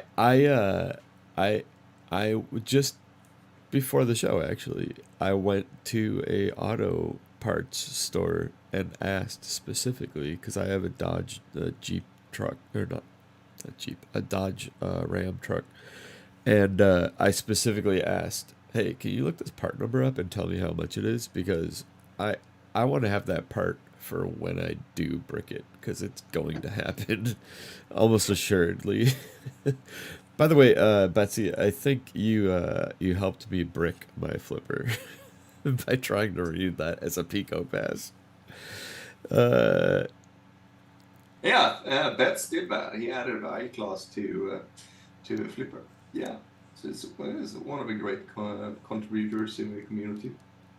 Well, admittedly, it's maybe not the Hi, Bets. clean firmware, but yeah, hey Bets. I'm fairly confident it's got to be the same Bets that I'm thinking. Yeah, it's the same, most likely. He also did Toys for Life. He did doing that for a couple of years. Just super smart, super wicked smart guy. Okay. So sorry about the tangents. Yeah, let's. I'll See what he was working on. Yeah, we totally. That was my fault. I kind of cut in and got sidetracked. It's all good. It's okay. we should get back to that because it's interesting, and that's why you're here. I don't know. Let's see. So this is an old story. So from 2014, this is the crypto researcher called Renaud Lifts. It's a great one. Great dude. Great dude. Chat with him. I think shake his hand. Awesome. Like all of us awesome people who is into crypto is like his mind's somewhere else, some next level shit. And this is from 2014, his talk there, and he had this discussion about the French postal system or the French access system to almost all the housing there. They have a system that allows like the post and electricity to have access to those doors, and it's the system called VGIC or Infratone. And he figured out what was used, how the RSA signatures was done, and you can look at things, and he dumped the memories, and then he publicized this public keys for it, so you can verify the RSA signatures themselves. I remember looking into it like 2015, and it was way above my then at that time my level of knowledge. and trying to understand things of all this, what's involved. And just a couple of weeks ago, someone on Discord was asking about this, and I'm like, yeah, didn't I have a lot of Vegit dumps that I got? And it's like, oh, maybe it's about the time that I make a Vegit decoder, you know? Yeah. Fuck it, you know. So it's like, you don't add things, and you're like, yeah, it is a Vegit. Oh, this is the MAD, this is the directory listing of that one. But what I did do, and did last night, is when I added all this stuff here. So we have a file viewer, what we added before. So if I take this one here, you can see that this is the 2 sectors here is used for something. Here's the red. This is the manufacturing block I was talking about before. That's you can't write normally. Here you see something that looks very encrypted or have high entropy into it, and this is the signature, the RSA 128 bytes of signature, 1024 bits. So you take this and you have this picture in this paper showing things. Let's see if I can go back to it. This picture here. I was like, how he mapped things. So I was like, okay, great, let's map those things and see if it works. And it's like, And now I got the raw data, and I got a signature here, and I got public keys, and I got nothing output. And I've been banging my head on it for some time. And then I asked another friend on the Discord, Murloc. He's one of the great contributors to the Proxmark repo. He's a brilliant guy. He lives in Ukraine, by the way, in the war scenario there, so it's tough. And he was like, he looked into it, and then he posted me a link to someone on a crypto forum last night, asking about the same system, but he had his key, the public key he was posting was reversed. It was a little endian order. So I mean, this is typical for researchers when we publicize things, with public things. They do some changes to it, so you will mess up. This is the hidden things, like motherfucker, what didn't I think about that?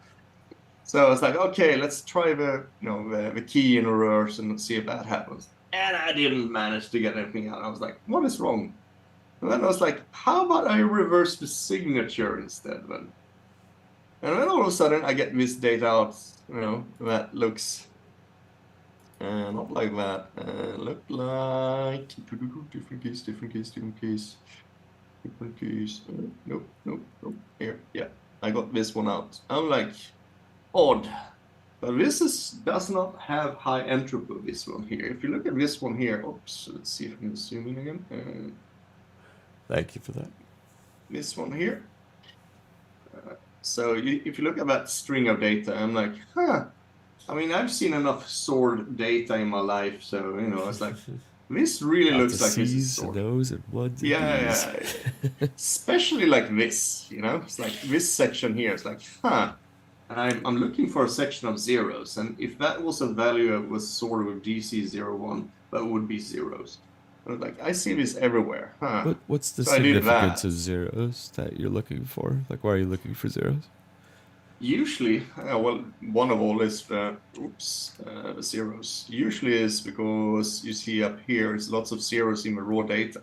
If you look at things, if you have either ones or zeros, either as FFs or as zeros, and usually zeros indicates low entropy. If you have lots of zeros or something, lots of the same number from a crypto way, that never happens. From perspective of crypto, encrypted things, encrypted packages is random. That's the purpose of it. And when you get something that doesn't look random and it generates the whole long of zeros or Fs, you are like, I'm onto something. Nice. So that was it. And so this is it. I'm like, I think I decoded it. And then I realized none of the data that I had in the signature is the data that is on the card. And now it made sense because the card data up there in the raw was like, I don't see any timestamps that would fit this. They say in this paper that it's 3 timestamps. This is valid for the postman for 3 days when he has to renew his credential. But looking at this data, and up here, if you divide it in a little bit differently and tag it in, you get to see that it's like, this looks like This looks like one, and this looks like another one, and here looks a third one. There's some minor changes as well in the data. It's like, okay, this looks very much like a timestamp. So they actually hid the encrypted messages in the RSA signature because it's doable, of course, if the length was not there. I was like, that's awesome. That's how they did it. So now I'm just going to wrap things up and see if I can make a timestamp out of it and see when this was valid. Wow. So this is how it looks like when you're doing RFID hacking. Welcome Do you? to my world. So All do right, you ever? yeah, never mind. What are you talking about? That's awesome. So do No, you? I know you're joking. way over. Yeah, It's way over because you don't have a Proxmark. It's, and you're it's not, over your head until it's not over your head, right? Yeah. It's always hard the first time. I failed 5 years ago. Remember that. Yeah. I never give up. Well, honestly, the fact you started off with that was a little bit encouraging. I'm not usually the type of person to give up on things too easily, but 'cause it really is. I mean, when you talk about like RFID hacking, just even thinking about the concept alone, it's not going to be easy. Like you said, you've got this card that's magically talking with something else. This is happening through the airwaves. This is not. It's not simple like somebody's. Man, if you add crypto to that as well, you have, like I was jokingly, you have to learn everything about the OSI level model. All the 7 layers of OSI. RFID hacking covers all of it.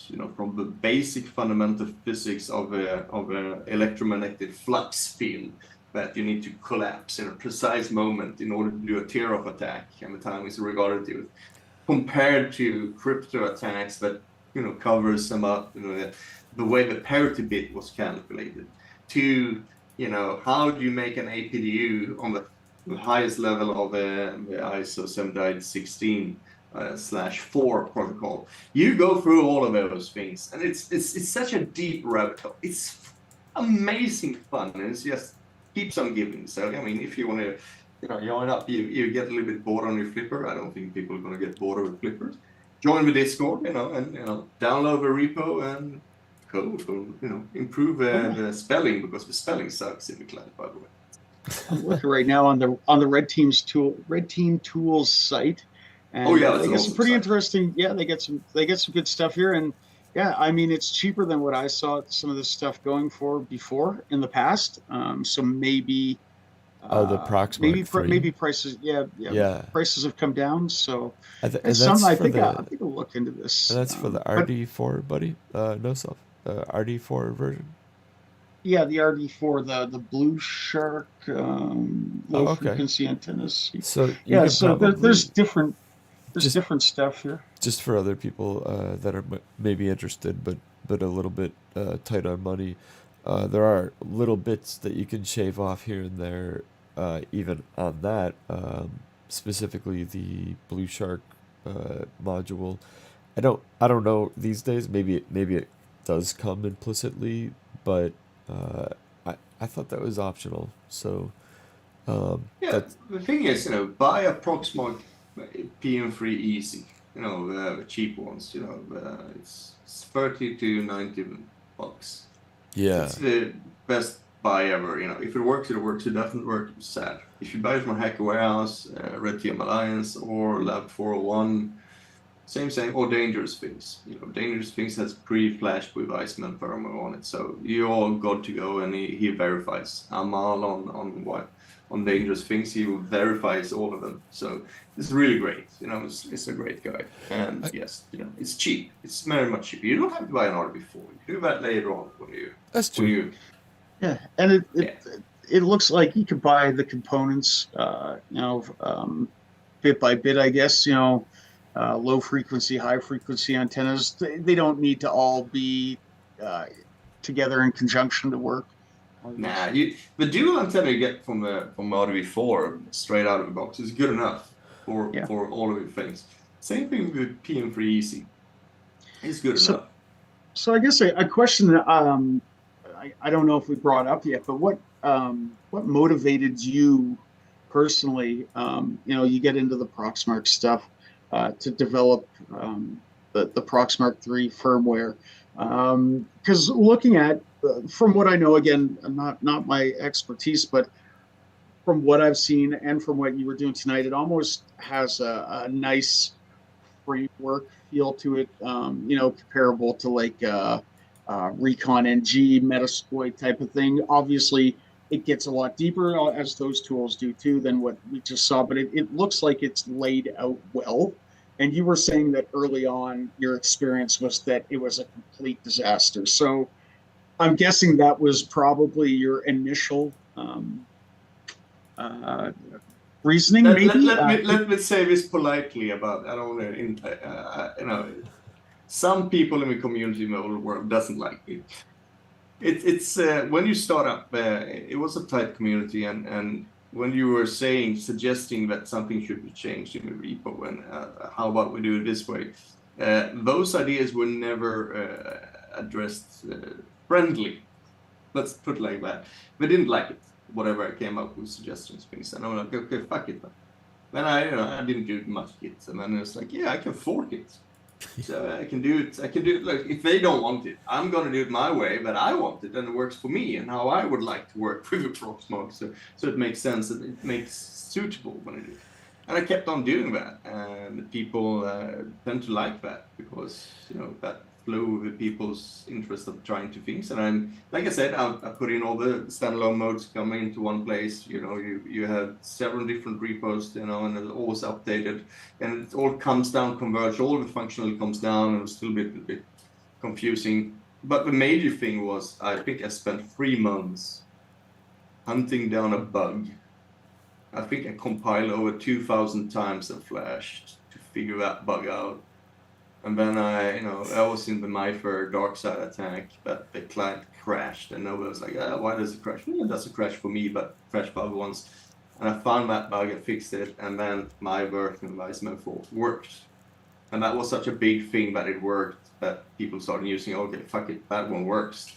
And, I seemed to be able to talk to Iceman, and he seemed to forum and asking him, he seemed to be able to talk, Yeah, instead of getting friendly. talked down to and all the other ego stuff that comes along with it. Not saying that definitely happened there.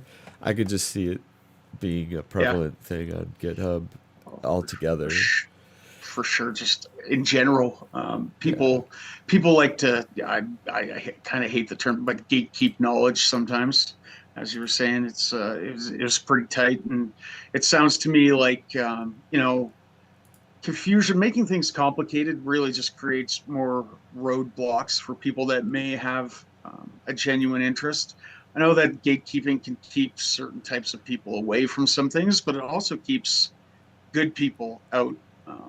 People that you don't know are going to blossom into the next generation. Who knows? Whoever comes up with the Proxmark 4 firmware, future, you know what I mean? Like whoever makes it better, because why would you want to make it easier on yourself too? And it seems like people, when I look into this type of stuff, everything I've seen from like the hacker community has all been based around the Proxmark 3 firmware. So I mean, clearly people like it, and I think it's cool. So a lot of people make money out of it. So that's how they would do.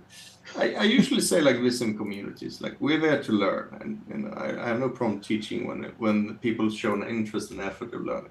But we walk a thin line. There's a very thin line that we walk. And you gain some knowledge, and then I usually have a private DM when people figure some shit out. I'm like, now welcome to the club in that sense. But now you also, with great power comes great responsibilities. You cannot dispute this knowledge generally, because that's a little bit bad. Like if you figure out the key algorithm for the Winglock system, which is one of the classic ones, it's like 100 million locks in the world that you could calculate the keys for, and it will not be changed. So how about you keep that to yourself? It doesn't bring any help, or I like just I like understand. I like that you have the OG kind of hacker mindset too. I mean, there is a lot of sometimes a lot of value in causing some chaos by dropping a crazy 0 day, but largely, keeping the really important stuff to yourself has so much more benefit for a variety of reasons, both ethical and, well, keeping the vulnerability alive so you can use it to do fun party tricks. Now, that's my man. Yeah, now we're talking. Which I'm just curious, which one I couldn't hear which one you said though. Um, The Bean card? Yeah, it's a lot of algorithms out there, algorithms and keys, and that's not publicly released. it's a So yeah, VIN card though. yeah, Bean cards, yeah, VING, Never heard of it. has a blowy Bean locks. I've seen them. Usually a hotel system has them, MyFair Ultralight, Oh, okay. Well, I wonder, huh? I'll or have to MyFair look. Classic, both of them. I wonder if that's the one that maybe actually come to think of it. Yeah. I'll look later and I'll ping you with it and be like, it is the same one. Give me the keys, please. And then you'll be like, absolutely not. Go I find it think that yourself. one I'll go out with 6 samples. You should be able to do it yourself as well.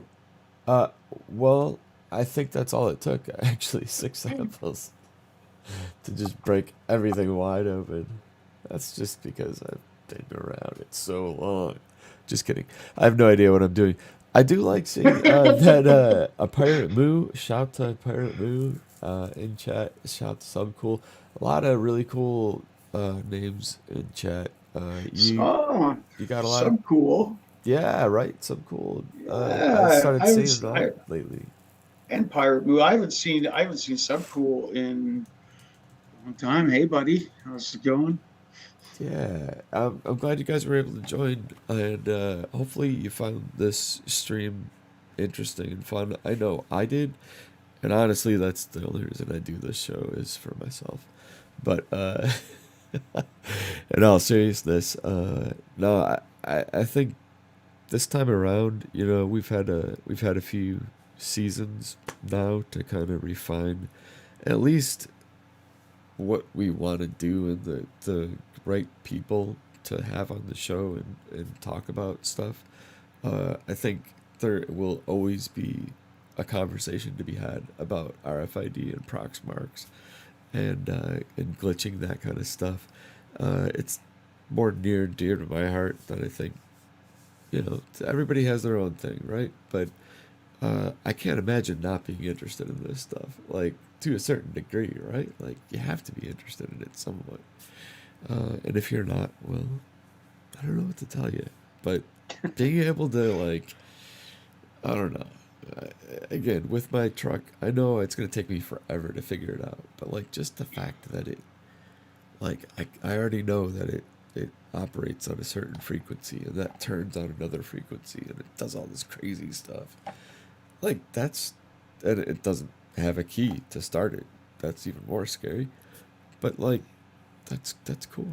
I love that stuff. And so, Yeah. you have an open invite, by the way. Anytime you want to come on, if you want to show us some more stuff that you've spent 3 nights up in a row on and are on 2 nights or 2 hours of sleep, feel free. You can come on and ramble or do whatever you want to do when you get tired. I tend to ramble like I'm doing right now. So Yeah.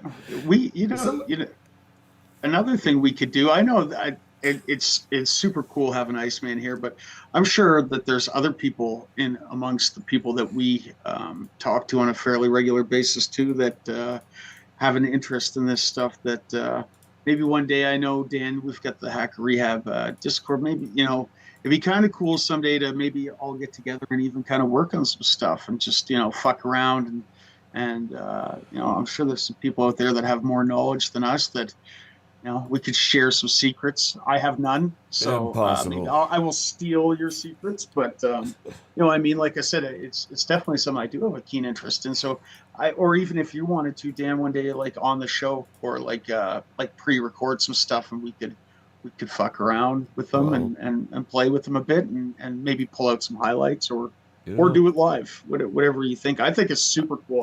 Like you said, I don't see how you could be into. I don't even think you have to be into hacking to think this is cool. You know what I yeah, mean? Like, there's a lot of cool possibilities. As somebody that is a hacker and a pen tester that doesn't do physical security, I would like to. It does interest me, but not even just that. Like I said, if I didn't do that, I would still find this really interesting. I just don't think I would maybe have the resourcefulness that I do to actually follow through with it. Where I think I do have that. So I mean, I definitely have a super keen interest in it. I'm pretty sure that some of the people that are in chat right now are probably actively doing some of this stuff too. Some of the people that we know for sure. yeah. Probably better than I am or you are. Well, definitely better than me, and probably even more so than I guess both of us combined. I'll put it out there. So for this episode, I'll throw in for a Proxmark for somebody randomly. You gotta want it though. So maybe I'm trying to think of how to organize this. We'll figure it out. But it has to. You have to have been on this episode. You can't be a replay watcher. Or should we allow it to be a replay? I think if it's a replay, it's gonna be like they're gonna get word out. And then they're Gonna have to do a raffle of some type. How would we even raffle from a stream? I have no I don't idea. know how to It's count. streaming to too many places. It's streaming to too many places. I don't know. I Whoever, think. All right, so here it is. I will make it very easy. You email prize at hacker.rehab and just give me your chat name. Oh my God, I'm starting to get really tired. I can't think. But give me your How chat late is name. it at your place? It's really early. It's only like 11:42 p.m. But I've also been up for a day and a half, so like Oh I'm losing my man. voice and everything. So it's coming starting up to on get 1 bad. a.m. here. I'm still good to go, but I probably could use the rest. So yeah. I think it was awesome to meet you all guys, and I've seen you and follow you on Twitter. So I'm very honored to be here and share some hours with you. It was early in the morning. Yeah. That was great. And yeah, the old style. I think We used to do that on Discord, taking the people, have this, live chat with people sitting together. I think we were like 25 people in the end, video streaming and talking That's about cool. things. Kind of nice. That's awesome. I yeah. didn't realize that was going down on your Discord. So I'm It, gonna it find used to it. do. Doesn't do it anymore. Oh, I'll send I you some think links I, in this chat here for Zoom, so you have some links there. I don't know if you post them on Twitter or whatever you do. I think I uh, want to get my hands on this. I would love to have you come back. Especially after getting my hands on it and try and show you all my super noob knowledge that I learned, and you can kind of chuckle about, Are you going to Shmoo? Are you going to Shmoo, everybody? I might, yeah. wait. What? Say that again. Are you going to ShmooCon? ShmooCon? Oh, well, my ankle's still broken from the car crash, so I haven't really been going to conferences yet. Once I think at least the bones join, maybe I'll start thinking about that. But it's kind of hard to walk still. Like Well, it's been almost 2 years. It's getting kind of I old. I have troubles traveling still right now out of the country because of the requirements. They want you to install tracking software on your mobile device Oh to shit! Are you leave the serious? country and come back into the country, and I'm For not doing COVID? that. Yeah, the ArriveCan app is like basically if you remove it, listen, they can tell when you've uninstalled it from your device, and if you do, they will come arrest you Who? and The put U.S. the government? Canadian government and Oh. will hold you in 14-day quarantine Oh, this in is a for the fucking Americans? in a facility. So my I problem is I see. can't leave the country and come back because if I don't Oh, install this software, on my device, then I will be put in a fucking detention center in a quarantine wing for fucking 14. It might Why even be does to It's Canada just a sound concept. like China? Yeah, it's just a well, concentration camp. I mean, what's the big it's deal? just a What? little You get Wow. pills, you get free food, you get to pay for it. Yeah, exactly. yeah. I don't know how much my work would appreciate me not showing up for 2 weeks because I was It's in like a jail. black That's the site. perfect excuse, dude. Sorry, Yeah. I got black vanned and I then guess, taken yeah. to Guantanamo Bay. Black bag. So I mean, I don't know. I would like to travel more for some cons, but I didn't go to DEF CON for that reason. I didn't. Well, Jesus, you know, I've I never just don't heard of even. this. I I don't. can't ever Yeah, believe. I gotta look it up and talk about Arrive it. Can. I It's don't know. called the Arrive Can app. Anyway, Wow, yeah, I don't know. It's stunning. pretty discouraging that you Well, can't leave the country without agreeing to be tracked your every move. So is it any country or just to the USA though?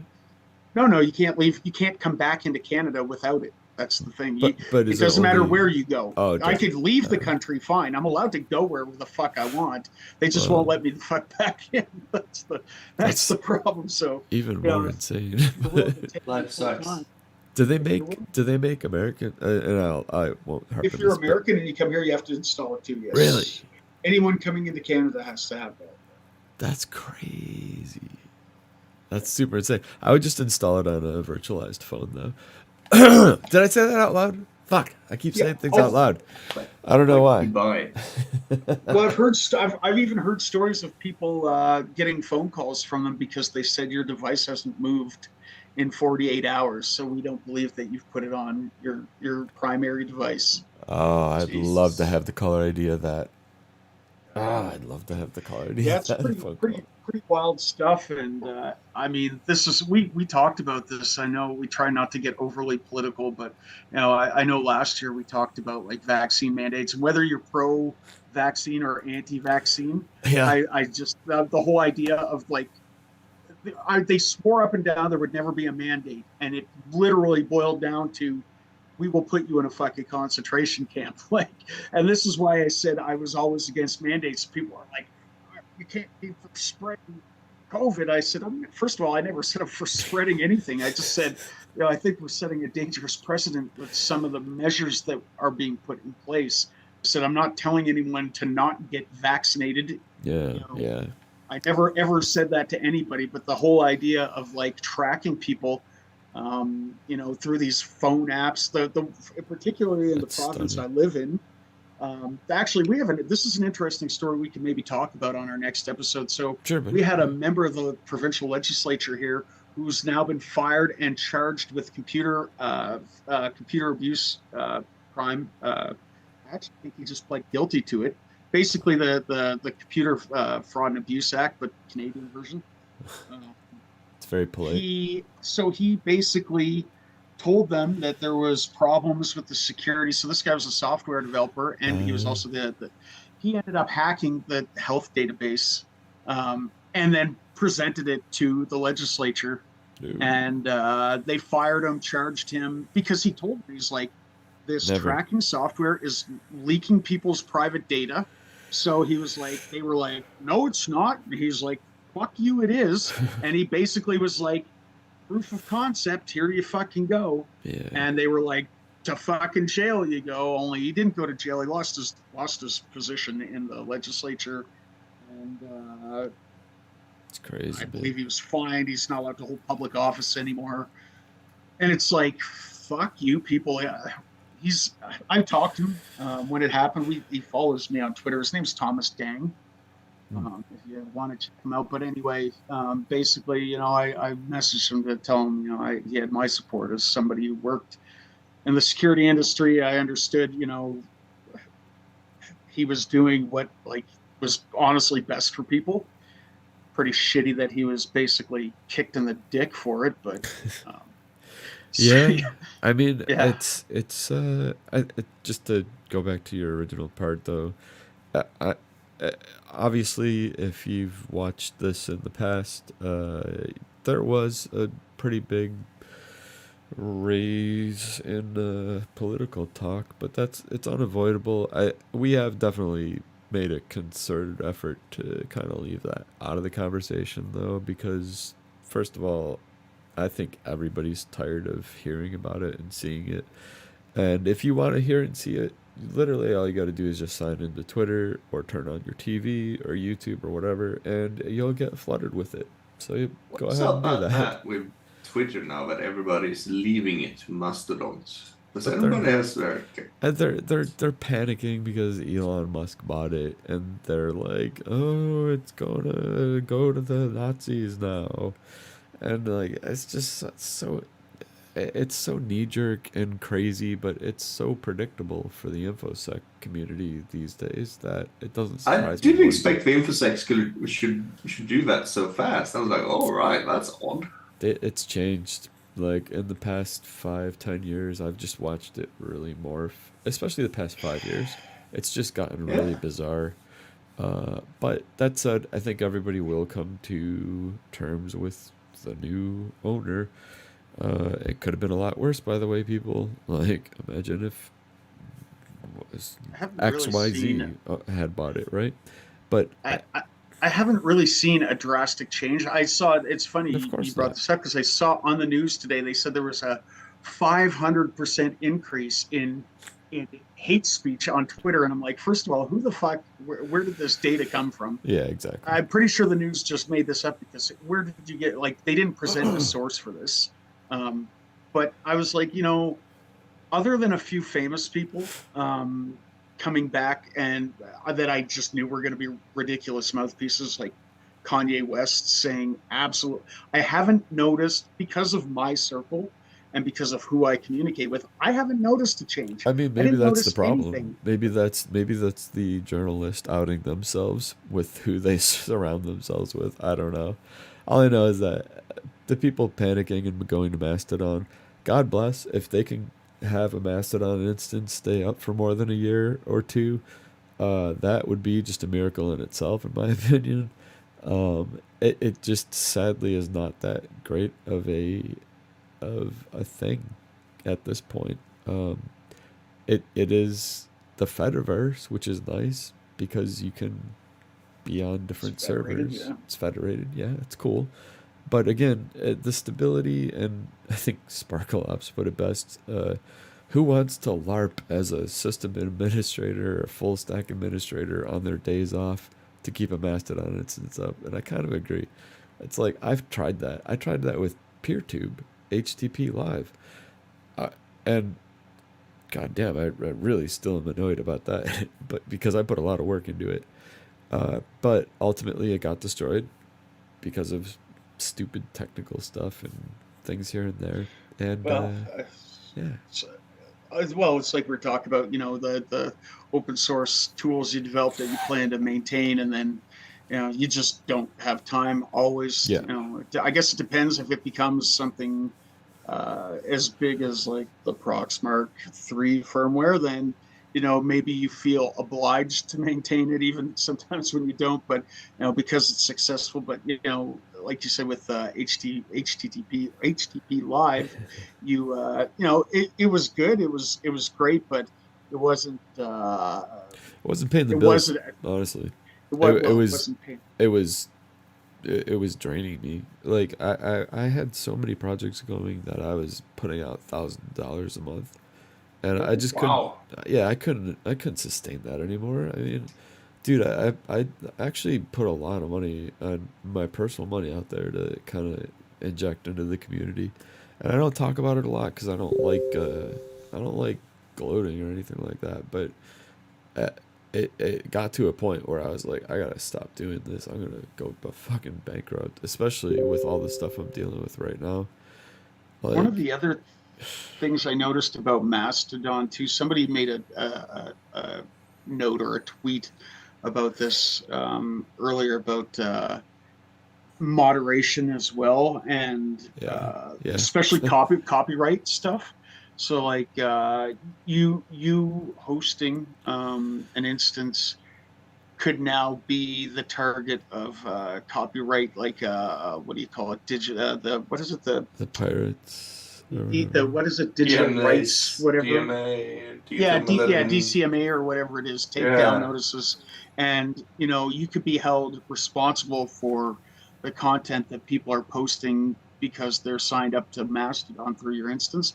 I don't know how much validity there is to that, but it sounds like it could be a problem. I'm not a lawyer, so I guess it wouldn't be prudent of me to offer anyone any legal advice, but it definitely sounds like it could be an issue. I got banned on Twitter for doing a COVID joke. Really? So I'm like, yeah.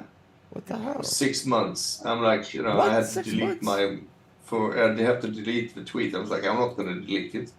And you what do you call it? You want to have a second opinion about it and stuff like that. And it's like, no, which is misinformation spreading. And so I'm for one don't think that I really missed that content moderation on Twitter before because I think they sucked. Wait, so did it change?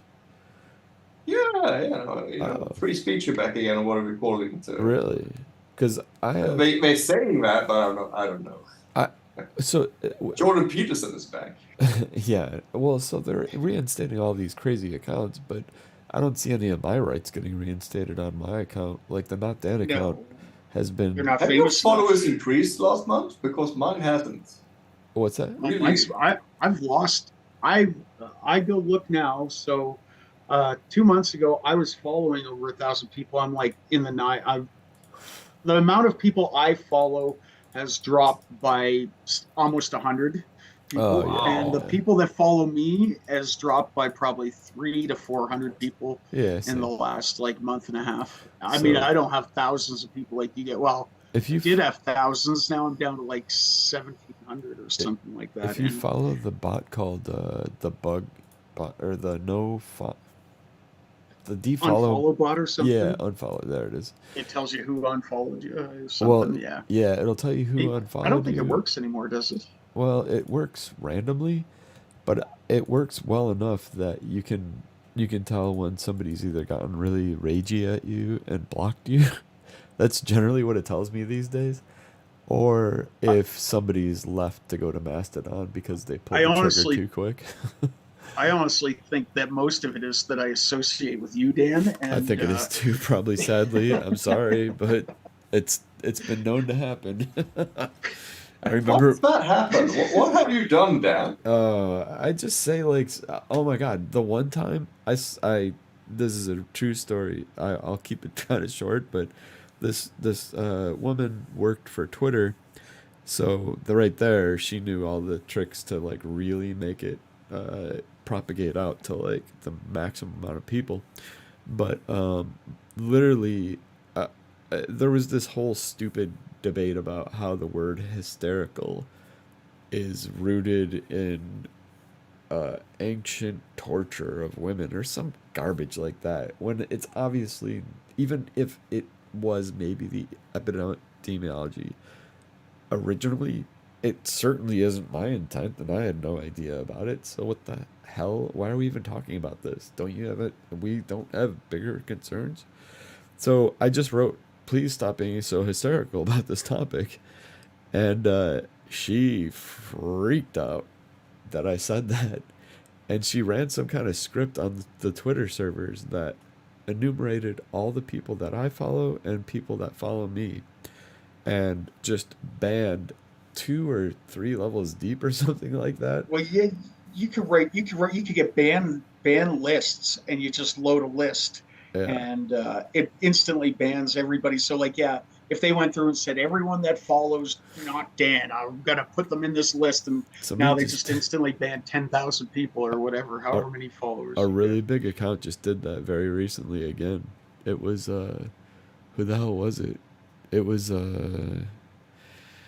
I don't even remember. I pissed so many people off with just the stupidest things. Saying stop being hysterical about that, I think is so tongue-in-cheek and stupid and sophomoric. Why get so upset ridiculous. about that? So I saw a thing. One thing I remember that caused me a lot of headaches. It was about a year or 2 ago. Is actually, I don't want to say who it is because we all know them, but he's somebody who's well known He's a really good guy. He's a British guy. And I know that guy. yeah, so anyway, he had created this game that kind of like taught them security, and he had this mouse that he named Mousekewitz, and people started going Oh off, my god, calling him a fucking dog dude, whistle racist. that's racist right because there. he named the mouse Mousekewitz, and it related to the Holocaust.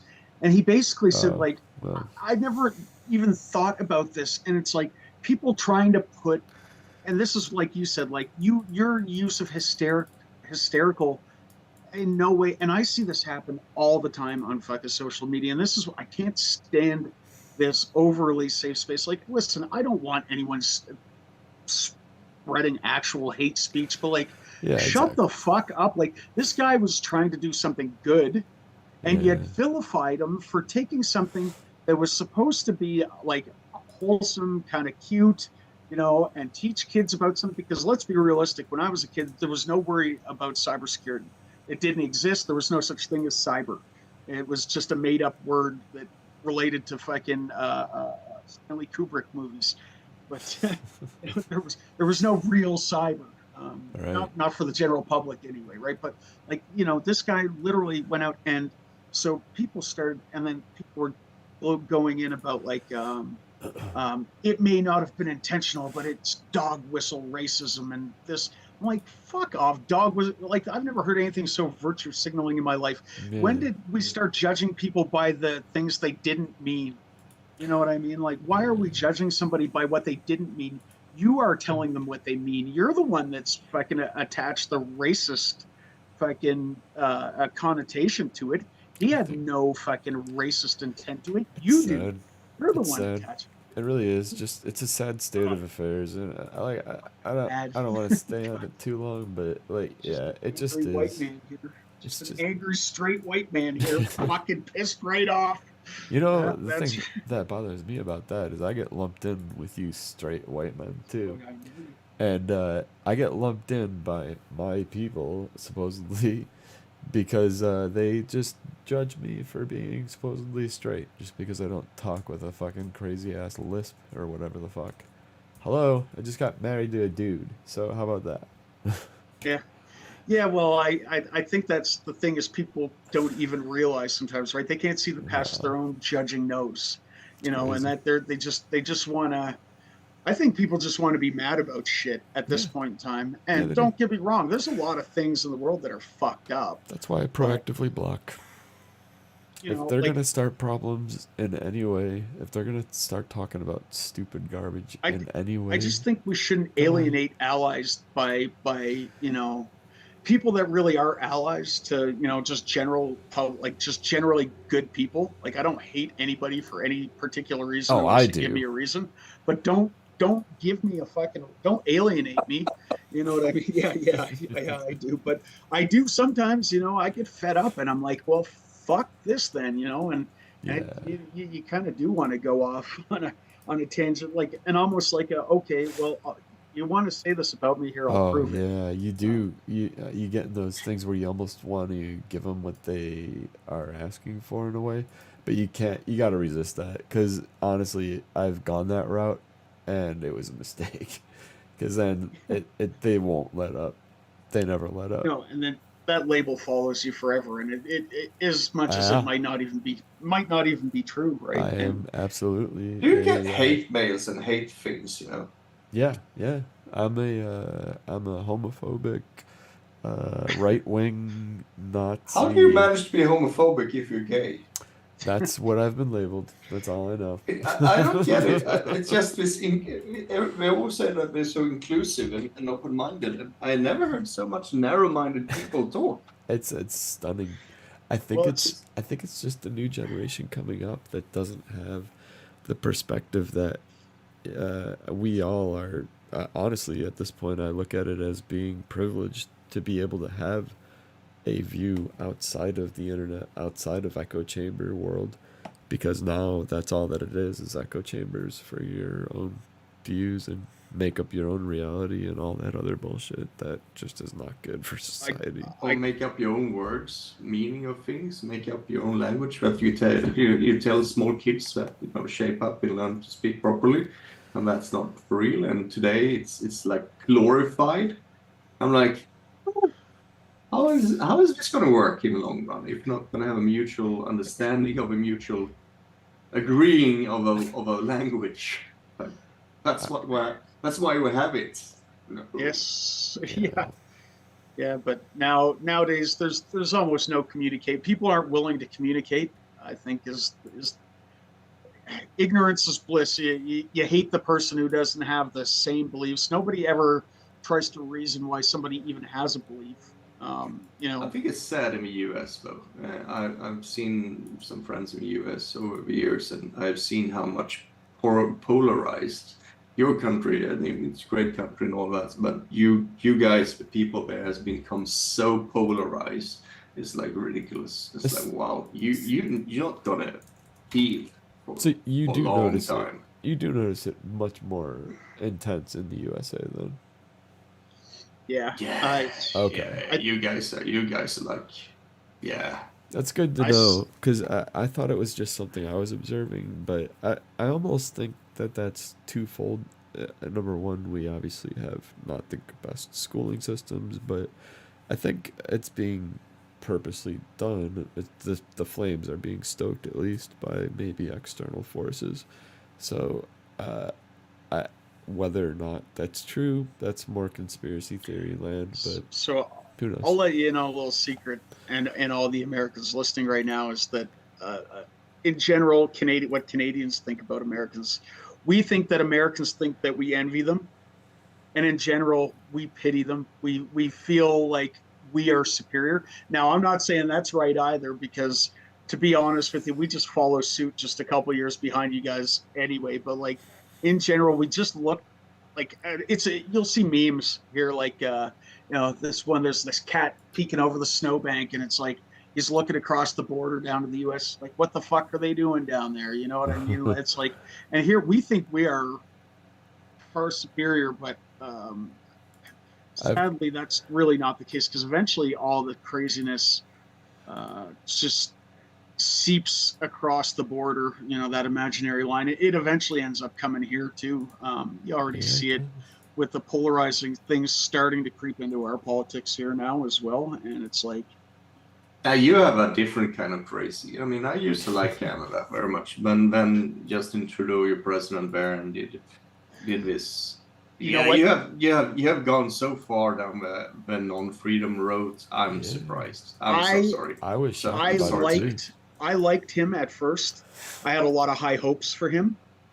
And I can say that the only thing I feel, because I personally, and I've said this before, think I lean more left than I do right in general, but not this new aged leftism. I'm talking like back when leftism was about free speech, when they were the ones fighting against, removing bad words from rap music and taking movies off the air and burning books. Now I feel like they're just as keen to do it as anybody. But I had high hopes for him prior, because the guy who was in power before was a bit of a xenophobe himself.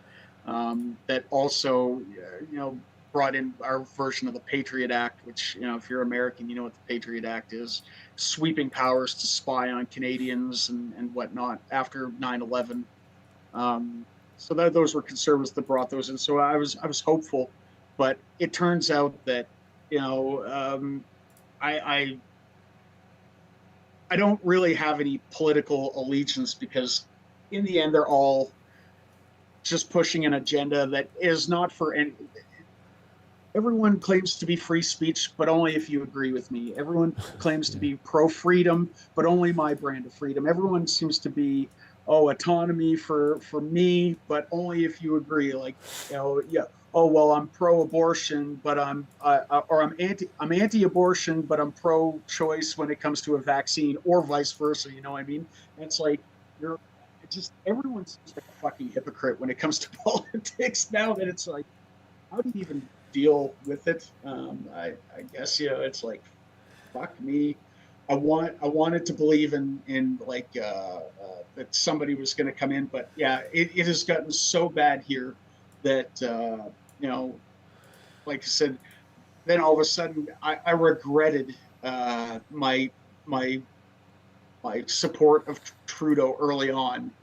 Mind you, this was years ago. I think 2015 is when he first Don't you took try and power weasel here. out of it But by you know, saying it was long ago. when things started happening, like us talk about, like the I'm kidding. ArriveCAN Act, I'm or kidding. like vaccine mandates. Again, like I said, I'm not saying I'm pro or anti-vaccine. I'm just saying Yeah, mandating buddy. people to take these. That like I didn't like that, and I didn't like what happened here when people protested against them Well, the because truckers, you even mean? though the truckers, even though I Yeah, that was disagreed bad. with them in principle, not the vaccine part, but there's a lot of other parts of their movement that I disagreed with.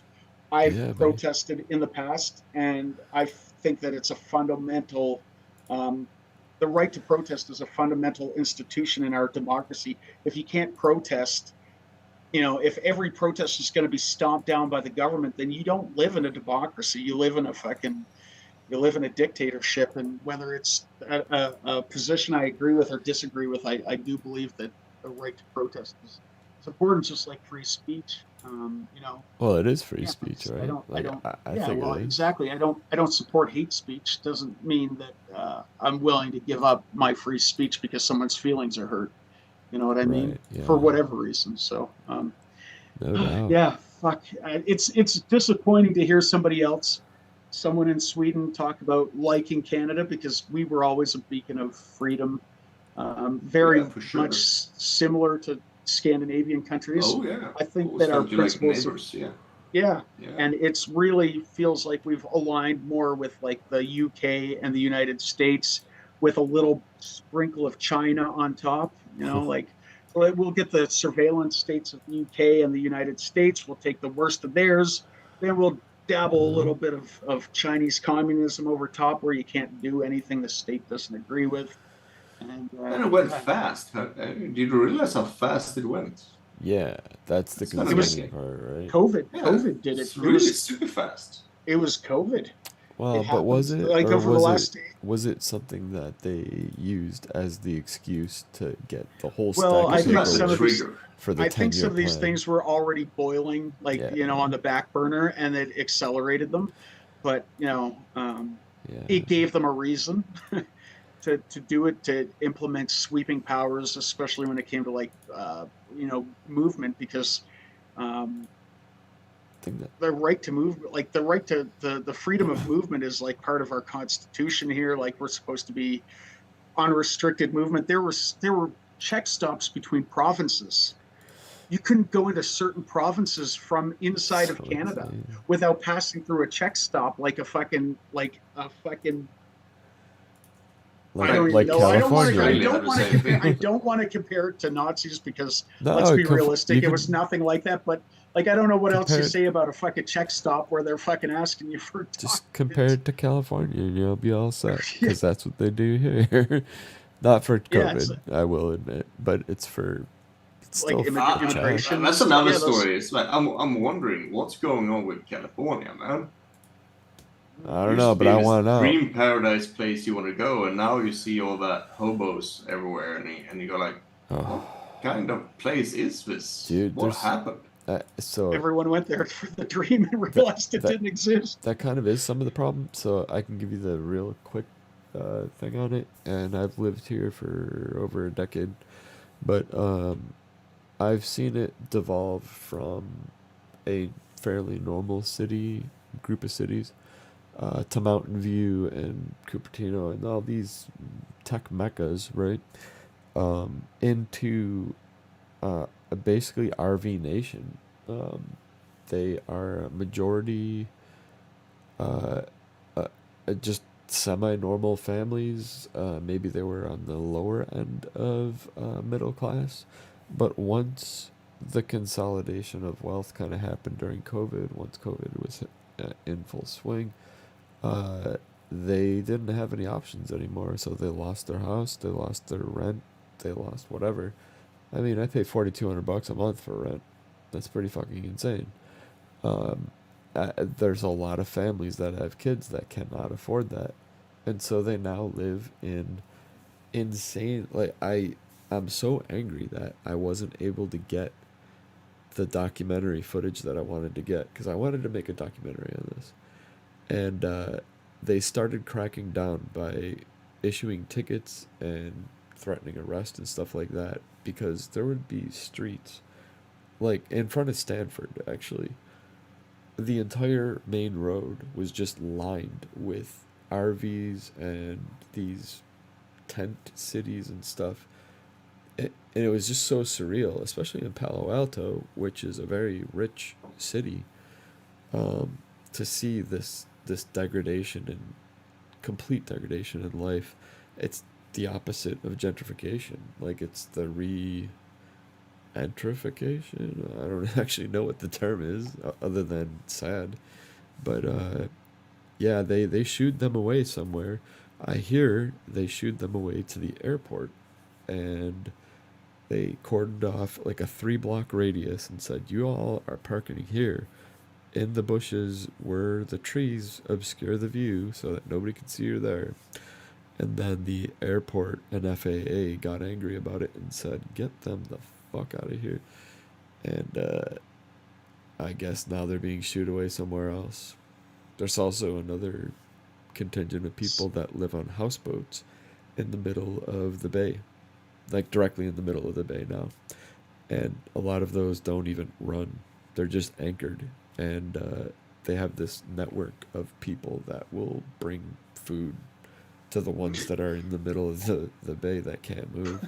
It's insane. But they live on houseboats that don't work. Yeah, Like, a they lot of don't, them. they can't, It's like A they lot of can't them go to are. China shore again. on their houseboat. A lot of them are very homeless. Like, we're talking, don't have I shoes don't mean to laugh. homeless. It's, you know what, it's No, it's no, terrible it's fine. because Because no, but what you're saying is funny enough. Is I was just talking to my wife about this, about getting a fucking RV and living in that, like a nice one though, not like a fucking, yeah, not like that's what they a all say. rundown, but well, but you know, but rent here in Alberta in Canada has gone up 34% this year.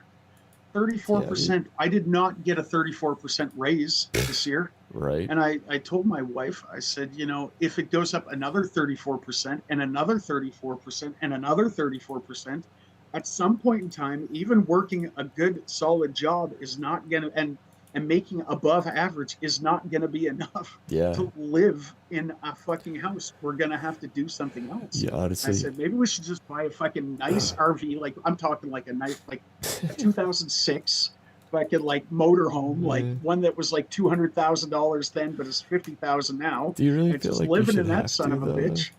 Do you feel like you Well, should no, have I to? shouldn't have to, but I'd like to fucking travel anyway. But Oh, okay. it's funny you say that because, you know, I thought about like how much money am I gonna save on fucking rent? Like, you know, the monthly payment on the motorhome's like fucking $200 and something a month instead of $3,000 a month. Not these. You know what I mean? These are Plus generally gas, like plus $5,000, and that's how much they paid for them, and then plus gas if they run still. But yeah, you no, know what I I mean? feel what you're saying for sure. It's And funny because, you know, these yeah, people, but it's starting to snowball into higher class because I work a yeah, white collar job at a big fucking firm and make what most people would consider to be fucking pretty good money.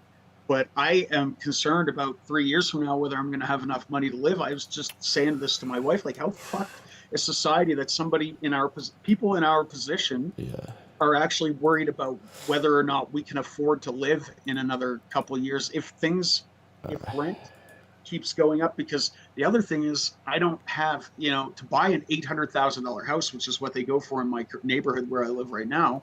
$800,000, almost $1 million for a home. To put a minimum down payment here is 10%. Means yeah. you That's need crazy. to have $100,000 cash on hand. Yeah, You need to have $100,000 in your bank account to buy a house. I've never had $100,000 in my fucking bank account. There are too many things in my life that come up that need to happen, like visit family on the other side of the country or this or that. That the idea of fucking saving $100,000 cash is just unrealistic. You know, yeah. it's wild. Uh, So, uh, I. By the way, if you want some help with that, I got some tricks for you that you don't need to have 10%, even in Canada. But that said, the main point you're making. RV life isn't a terrible life, but just be careful because that's what a lot of these Spirals down. people thought they were getting into, and it turned out to be a point of no return for them. They didn't have the option to get back into renting Well, again. That's all right. I'll just gonna come park in your driveway anyway. Good luck. There's a broken down You're gonna cop get car shot. and That's how it is. some other things. Well, Yeah. anyway, man, I think I'm gonna jump off now. It's been It's amazing. not like I don't want to Thanks for hang with hanging. you guys, but no, it's no, been no. super interesting. I'm so grateful for Yeah, having Thank these you. moments with you.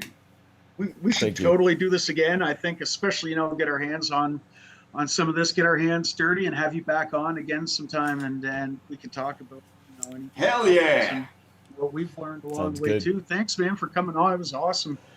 Iceman, Yeah, thanks for. everybody, and go check out his links that will be posted in our Twitter, twitter.com/hacker_rehab, and your Twitter is twitter.com/ what again? It's spelled a little differently. Herman 1100. I know it's not Iceman. All right, well, we're gonna link. It's linked in the descriptions for all these, and it will be linked on Twitter as well. We hope you had a great night, and I will leave you by saying my thing as always. If you're ever in trouble or anything, shut the fuck up and get a lawyer. And I'll turn it over to Iceman. You got any parting words before we go? Be excellent to each other and hack the shit out of everything you get hands on. Nice. Because it's fun. All right, no self. Okay. Stay curious. Stay curious. Stay curious. Hell yeah. All right, well, I hope you guys all have a wonderful rest of your evening or beginning of your day. I'm going to play you out with some, let's see, how about Separation of Church and Skate? Bye-bye. Fuck yeah. Toodaloo. Bye. Hey, kids. Hey, Dad. What do you want to do today? We don't know. Do you want to go to the matinee? Later, skater. No. See you, man. Do you want to go to the amusement park? No. Do you want to go to the punk rock show? Yeah, let's go to the punk rock show.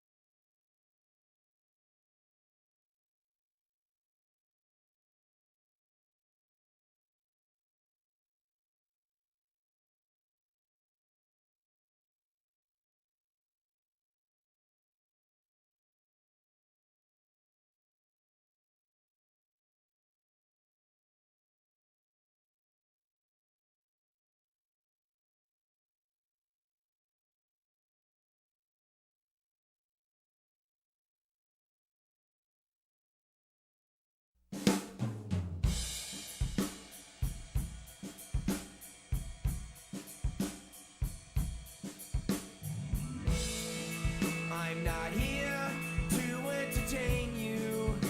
I'm here to meet my friend, the Russian, the Irish, the German, the Colombian.